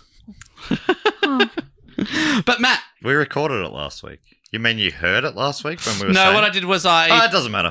I listened to the live episode because it had been months to make sure that was all good, and I was still driving and it kept playing into the Patreon part. Right. So I listened to the first bit That's of it. why a lot of people listen to the Patreon section. Because they're they're still driving. driving. Yeah, that's right. and, Can't pull No, over. it's a lot of people's favourite section of the show. Sure. But then I said some people. Oh, yeah, I guess. Yeah. That'd be an anomaly. Yeah, absolutely. Their phone is in the other room. Yeah. Matt, people give themselves a title when they write in. Yeah, so I don't read these out, so I read them. I've got 3 this week. First one comes from David Molofsky, a.k.a. A Place to Hang Your Cape, a.k.a. The movie drinking game superhero. And I think there's another first someone. We haven't had this before, I don't think. Drinking game is the category. Here we go. Writing. In the most recent, as of writing, episode of Movie Club, my comment about my Muppet Treasure Island drinking game was mentioned. I decided to return to the Fact, Quote, or Question Patreon tier to share the rules of the game. Right. That's cool. Great. I will preface this by saying Muppet Treasure Island is one of my favourite movies, and I've played this game multiple times. I created it about 20 years ago when I was in uni, and it is my absolute favourite movie drinking game because the pacing works out surprisingly well. Important. Play with sips of beer or cocktails unless otherwise noted. Rules. 1 sip anytime they say the words map, compass, or treasure. 1 sip anytime someone pours alcohol on screen. If you know, you know, winky face. I think it's going to be a lot. 2 sips at the start of each song. Do a shot when Miss Piggy makes her entrance. Whenever you realise how much better the film would be if Tim Curry was dressed as Dr. Frankenfurter costume, drink until it looks like he is. If you ever start to think that the film would be better if Miss Piggy was dressed as Dr. Frankenfurter, stop drinking immediately and seek medical help. Yeah. Enjoy. There was an asterisk next to Winky Face. Says, asterisk. Yes, I wrote out the words Winky Face so that Matt would read them instead of getting confused by emoji kissy face. Hey, Fair. And it worked. Thank you so much, David. The next one. I was just going to say, once you finish the drinking game, then you listen to the Patreon bonus episode for the movie club that we did. That's right.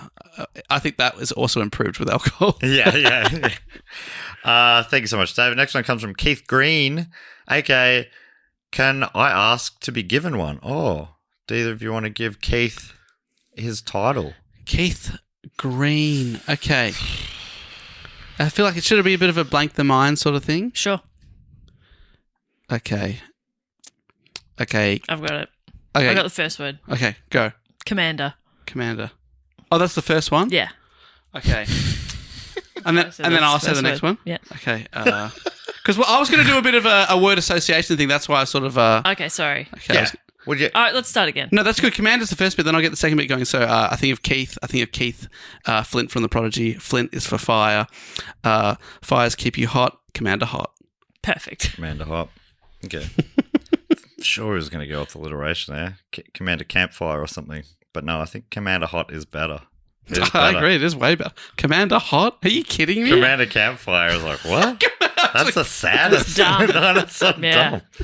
So that's why it's good I was sitting Campfire out. Commander's kind of cool. Oh, the Campfire Commander. You're right. He's always got marshmallows ready to go. Delicious. So the Commander Hot, aka Keith Green, writes, I think I remember hearing Dave likes baked beans. That is so true. I should say this is a recipe. I have a recipe for him, something I've made several times. Okay, listening.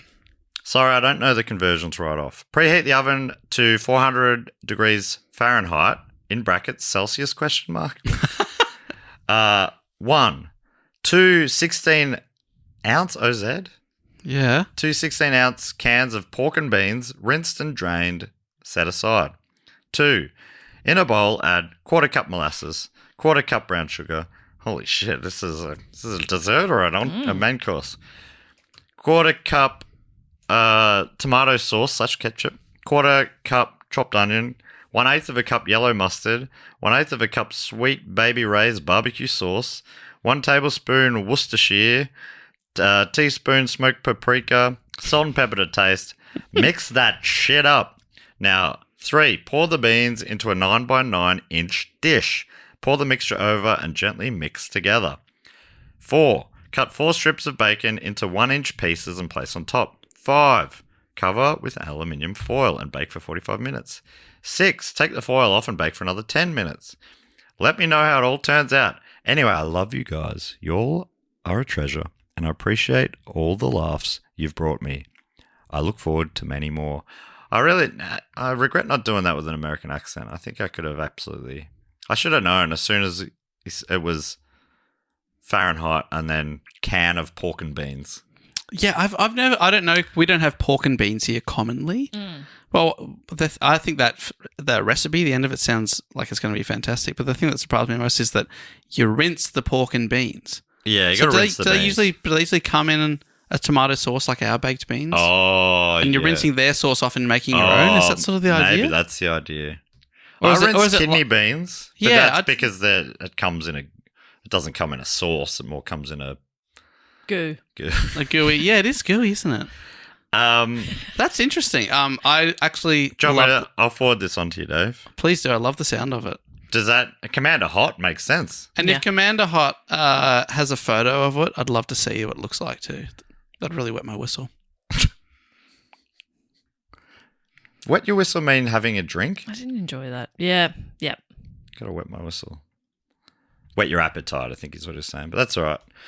Dave doesn't always have command over the English language like others. That is so tough to take. From him. He's fuming. Oh, my God. Are you kidding me? Wet your whistle, Jess. I'm sorry. Jeez, sorry about this guy. Hard to keep up with this guy. God, probably couldn't pass grade 4 English. Anyway, I'm blah, blah, blah, blah, blah, blah. Hang on. Obviously, we'll stop the podcast so that I can send this recipe. I mean, Dave also has access to the... Oh, my God, he does too. Oh, my God. Yeah, that's right. I never look at this. We're in the spreadsheet now. The final one comes from... Thank you so much, Keith. That sounds so good. I mean, yeah. It also... to be honest, it sounds sickly sweet to me, but I would be up for trying it if Dave can... find a bacon-free alternative. I'll just take it off the top. Just rinse it off. Oh, also there's also the pork and beans. Yeah, I forgot about that bit. We'll rinse out the pork. Rinse it off. So our final one this week comes from Mikkel Hens Peterson, aka, yes, I'm from Middelfart, Denmark, and it is really pronounced Middelfart. Jesus Christ. Middelfart. That is hilarious. Mikkel has written a few Who Knew It questions, and the guests always enjoy hearing Mikkel from Middelfart. Mikkel's got a brag writing, this brag starts with lots of numbers, but hang on. Okay, thank you for the warning. I was born the 5th of January 1992. Congratulations. 16 years, 7 months, and 5 days old, I met a girl named Pernille at boarding school. On the 11th of February 2009, at 17 years, 1 month, and 6 days old, I asked her to be my girlfriend, and she said yes. On the 11th of May 2019, at 27 years, 4 months, and 6 days old, we got married. And here is the brag. On the 21st of March 2026, I will have spent exactly half my life with the love of my life. Whoa. Oh, that's so sweet. Wow. That is so Somehow nice. even sweeter than that pork and beans recipe, which had sugar in it. Yeah, this has got a full cup of molasses. My goodness. Amazing. Love to hear that, Mikhail. Born on the 5th of January 1992. Yeah. 3 days after the love of my life was born. Oh, Isn't that nice? doxing Aiden. One bit of info at a time. If you want my address, just ask me. Yeah. Aiden's mother's maiden name is. Thank you, Mikhail, Keith, and David. The next thing we like to do is shout out to a few other great Patreon supporters. I think Jess normally comes up with a bit of a game. What's in their tomb? Oh, fantastic. Great. And yeah, this You know is... what's in mine, Dave? What's in your tomb, Jess? You. Oh, buried together. You gotta hope you go at the same time or Yeah. soon, you know? 'cause- I'm in the tomb wandering and going, hello? Hello? Trying to ask the someone for help. whale lamps have gone out. Oh, these old men are made of terracotta. They're not helping at all. Actually, that would be awful. 'cause Excuse me. Dave can't be alone. Well, you wouldn't be. You'd be with your rotting corpse. I know, but I wouldn't be, much conversation. So he'd be struggling. One of the people who suggested this topic said they go, Dave didn't mention being buried with terracotta men in his episode about death. What was your... Oh, death, cremation, burial, or other. Sorry, burial, cremation, or other. Yeah, that we forgot that one option is being yeah. buried, with an army Yes. and horses of many sizes. Helena Beatty wrote, Dave didn't include being buried with a Terracotta Army as one of his options in his burial episode. So you really got a very Yeah, funny. think about it, Dave. Bit of But 10 fun. years later, we have She routed that wrong. suggested that more than 6 years ago to the system. So hopefully you're still listening / with us. Okay, pretty much. All right, so what's in their tomb? All right, what's in their tomb? I'll read out the name and place. Dave and Jess can oscillate between the tomb objects if you like. Okay. Got it.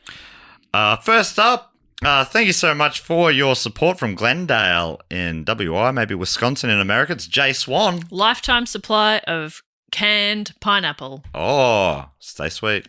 Stay sweet down there. From Hamilton in Ontario, Canada.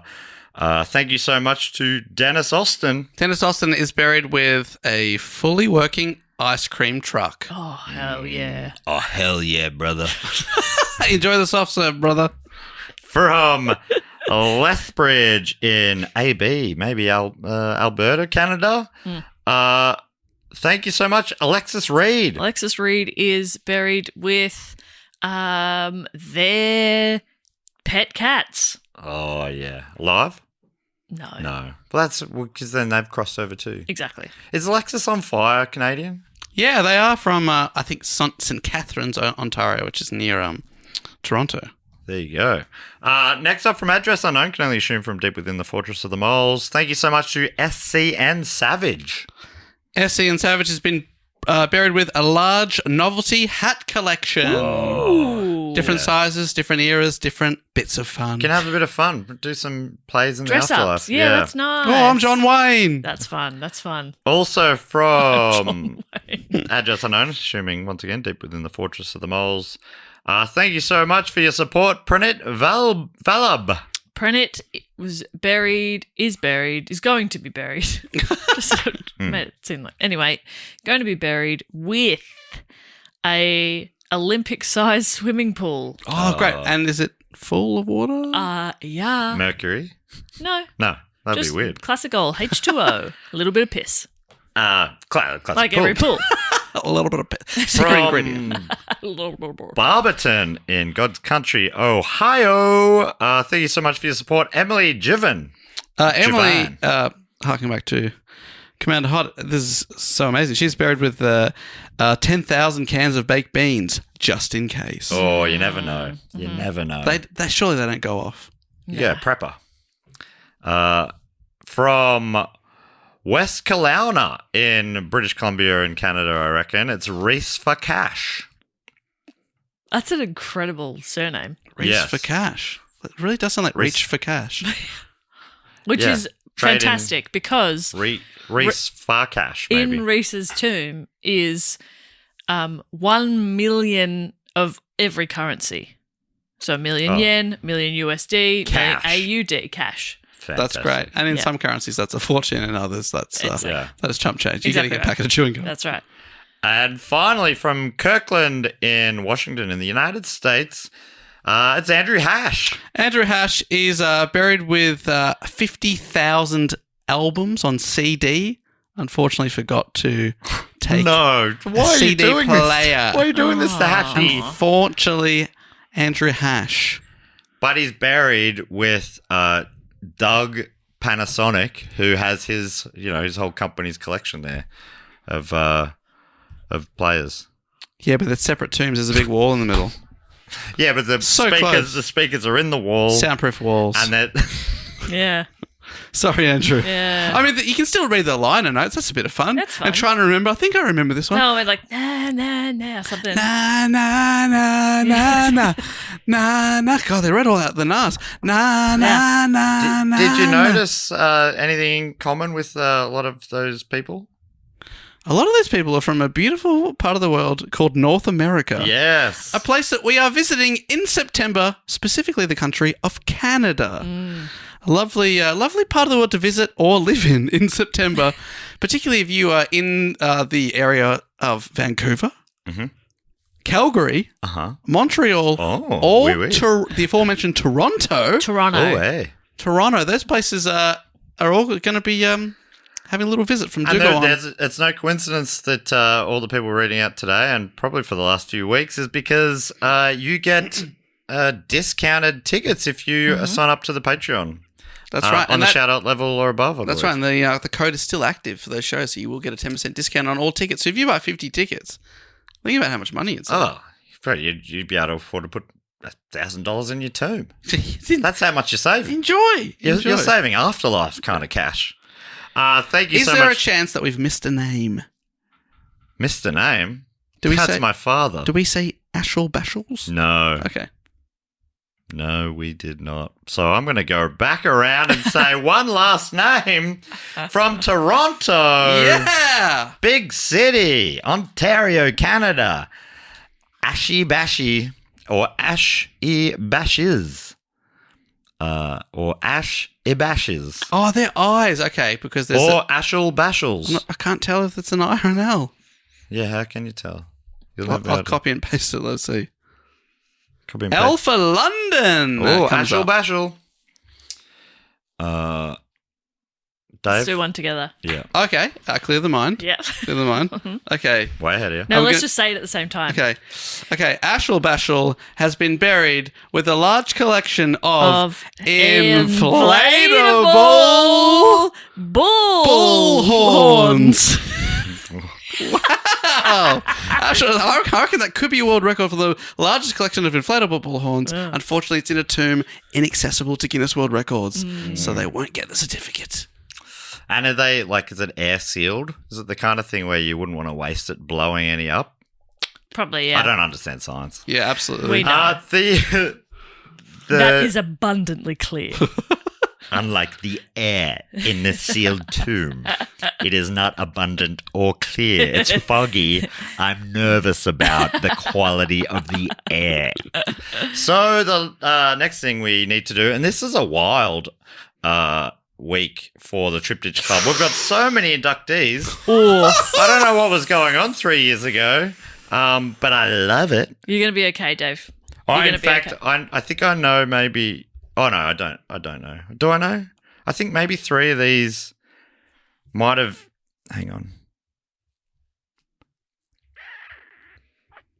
Was that the... Hang on. I think maybe some of these were missed somehow, and someone messaged me saying, I think you were missed. I'm like, oh, I've got you down for this episode. And they're like, no, it wasn't mentioned. I listened back and we only did one of the 4 for some reason. So I think that's why 3 of these are on here, maybe. Okay. Or maybe not. Doesn't matter. Let's just do them anyway. Yeah. So do you want to explain what this is? Yeah, Dave. These people have been on the shout-out level or above for 3 consecutive years, so we're going to induct them into our Hall of Fame / Clubhouse or Theatre of the Mind style, which is, basically your name goes up on the wall, you're enshrined forever, you're welcomed into the clubhouse, the 1,000+ people that are already in there cheer you on as you run on in. Once you're in, you can never leave, but why would you want to? Because we've got everything you could possibly ever need. Yeah. Music, entertainment, places to sleep, places to relax, Places to shit. ice baths. Don't shit in the ice baths. No, we have toilets. We have toilets. Shit in the toilets. Some of these things don't need to be mentioned, Jess. I think toilets probably went without saying. Even though it's mainly gentlemen in there, of course, and ladies. Do ladies shit? I know gentlemen don't shit. I've never asked. I don't want to know. I've never known a woman. So people come on in, and basically, I'm on stage emceeing this event. As you run on in, I give you a bit of a hype up. Matt's got the clipboard with your name on it, lifts up the velvet rope. But before we get into any of that, the festivities of the evening, Jess always has food or drink that she's organised. What have we got this week, Jess?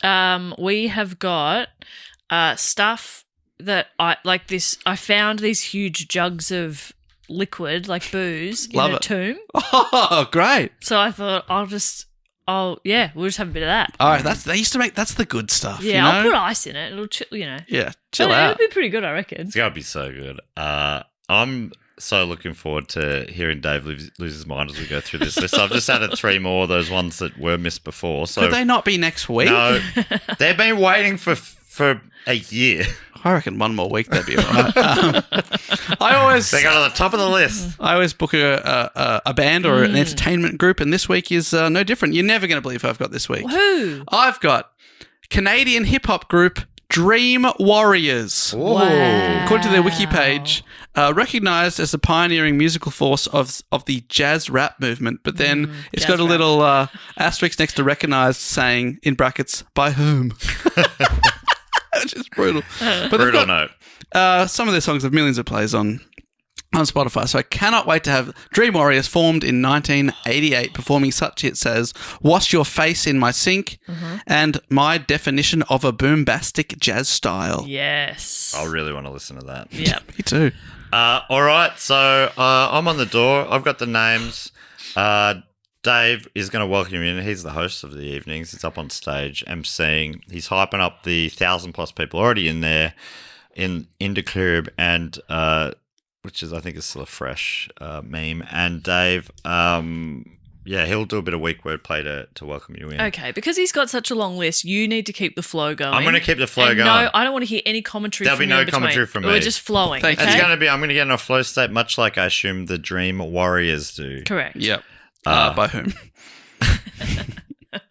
All right, here we go. From Mount Coolum in Queensland, Australia, welcome into the club, Angela. Oh, I thought that was Angel A. Ooh. From Chicago, the Windy City in Illinois, United States, welcome in, J Dude. My dude, give me some skin.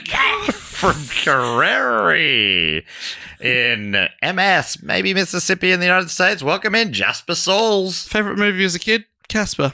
Favorite movie as an adult? Jasper. Woo! Love to watch ya. Lundringan here in Victoria. Welcome into the club, Bernadette Blance Palmer. You're my burner pet.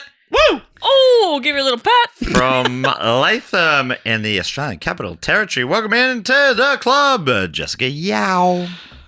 Jessica Yao. Kapow! Jessica Yao. From Sydney here in Australia and New South Wales. Welcome in, Lockie Shorters. Hey, I'm not going to blocky. I want Blocky in the club. Yeah, come on in. From North Saanich in British Columbia, Canada.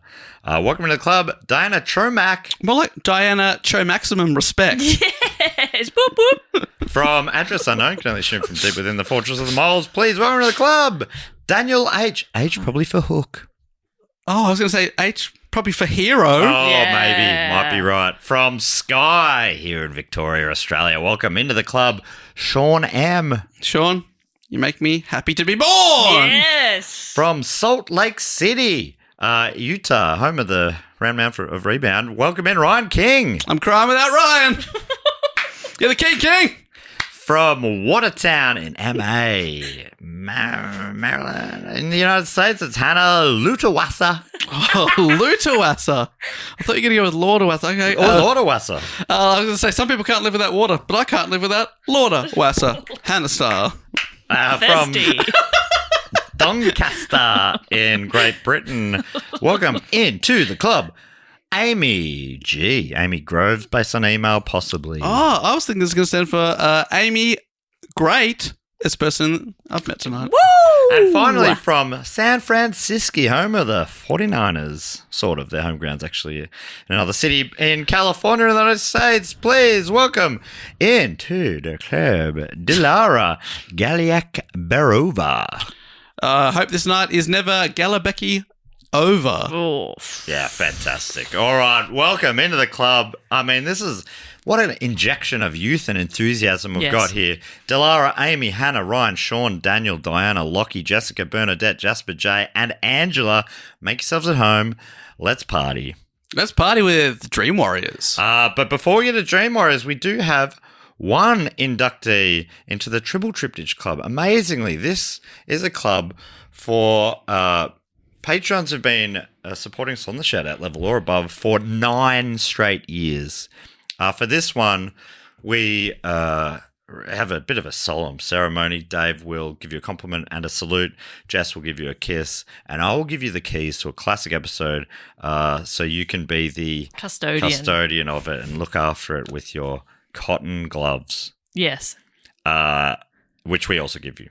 And when you're finished with them, put them in the used glove bucket so Yes. they can be washed. Yeah. Okay? Okay. I'm sick of finding dirty gloves in the clean glove bucket. Chuck them down wherever. She's talking to me. My job is to get them and put them in the bucket. She's talking to me. From welcome into the club, 9 years, so cool. I know your name from around the Patreon world, I believe. From Two Harbors in Minnesota, I reckon, MN, in the United States. Welcome into the Triple Triptych Club, Sir Nathan Hansen. So Nathan Hansen, I can't remember a time in my life before I knew you. And frankly, I don't want to remember one. Salute. That's really long. I don't know why I gave him a sir. No, I liked it. Okay. But I think everyone should be a sir from now on. Okay. Yeah, everyone's a sir. All Just right. because, like, otherwise, if you're guessing at their I'm not going to do gender guesses. No, Is that what absolutely you're not. So suggesting? everyone's sir. Everyone's sir. Yeah. And every previous person, they're also sirs. They're Let's all just say sirs. that. Yeah, we did a count back like old Brownlow medalists. Yeah. And they're all sirs. You're all sirs now. Yeah. And I give you, Nathan, the keys to episode number 28, the Chernobyl nuclear disaster. Oh, what a ripper to have. Yeah. What an absolute beauty. Megatrots. Recently, the AFL journalist Jared Waitley called the AFL's ARC, which is like the video replay umpire, he called it the AFL's Chernobyl. Jeez. Yeah. That's grim stuff, mate. Yeah. And he's like, he thinks of himself as like the highfalutin kind of commentator. Yeah. That feels, yeah. Anyway, That feels I like think that feels about right. it feels like a big reaction. Yeah. Yeah. Anyway, Nathan Hansen, welcome in. Make yourself at home. Leonardo DiCaprio, we still have, I think, a few months left of him on contract to paint all of our new residents before we get the next artiste in. But he'll paint you any which way you like. Yeah. Just ask. Just ask. He'll do it. Very accommodating. Very accommodating. Very talented artist. Very talented artist. Well, that brings us to the end of the episode as far as I'm aware. Jess, anything we need to tell people? Just that we love you so much. Thank you for joining us once again. We're sorry about Dave.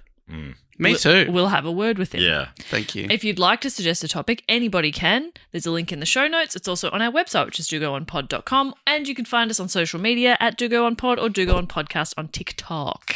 Dave, boot this baby home. When you finished yawning? Oh. Sorry, we're I've keeping you been up, yawning the whole time. Wait, what? No, not I out of thought boredom. it was a fascinating tale. It was a very fascinating It was just a tale. long episode. No, it's not even that. What is it, about 4 hours? Yeah. It'd be 3. Three and a bit. Yeah. Close to 4. Anyway, Dave, boot this baby home. Hey, we will be back next week with we another. will be back. We will be back. We'll be back. We will be back. Damn it. Is this Aussie Crawl? Is this James Rain over here? Jeez, This guy's trying to get to 4 hours. We will be back next week with another bonus. Another main feed episode. But also, if you want the bonus episodes, don't forget. You could have 300 bonuses in your podcast earholes. feed. Mm-hmm. And they also, you can get an RSS feed so it goes into your app of choice. We should start mentioning that because some people think you need the Patreon app. No, you can listen to this podcast wherever you like. Anyway, we'll be back next week with another episode. But until then, I will say thank you so much for listening. And until then, goodbye. Later. Bye.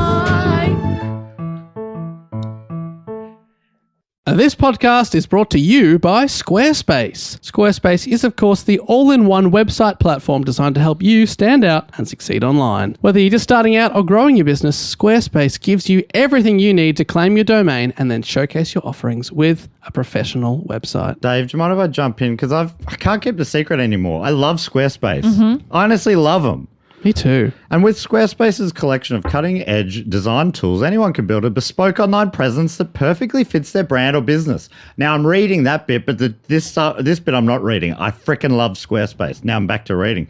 Hey, Squarespace offers a complete library of professionally designed and award-winning website templates with options for every use and category. It's easy and intuitive, no experience required. To the point that I've done it. Yeah. I love Squarespace. If he can do it, honestly, anyone can. Anyone can. A child could. Squarespace makes it easy to showcase your expertise and engage clients with video content on your website. These days, it's all about video. Oh, my God. Upload and organize your videos, create stunning video libraries, and even monetize your content by adding a paywall. Perfect if you're running online courses or tutorials and premium workshops. Hey, head to squarespace.com/dogoon for a free trial and to save 10% off your first purchase of a website or domain. Hey, Yetis, this is Nick and Jack from the Best One Yet podcast. Now, the last company we worked at, they used Paylocity and everything just worked. It wasn't until launching our own media business, this show, that we realized how rare that is. Because Paylocity is one delicious burrito of operational needs. They roll up HR, finance, and IT seamlessly into one delicious bite. When everything wraps together like that all at once, your workforce, your tech stack, your business, you don't need more tools. You don't even need cilantro. You need one solution. And that is why Paylocity built a single platform to connect HR, finance, and IT with AI-driven insights and automated workflows that simplify the complex and power what's next. Or as we call it, a delicious operational burrito. Yes, we do. Experience a one place for all your HCM needs, besties. So start now at paylocity.com/one. Paylocity.com/ONE. Don't forget to sign up to our tour mailing list so we know where in the world you are and we can come and tell you when we're coming there. Wherever we go, we always hear 6 months later, oh, you should come to Manchester. We were just in Manchester. We were just there, but this way you'll never miss out. And don't forget to sign up, go to our Instagram, click our link tree. Very, very easy. It means we know to come to you, and you'll also know that we're coming to you. Yeah, we'll come to you, you come to us. Very good. And we give you a spam-free guarantee.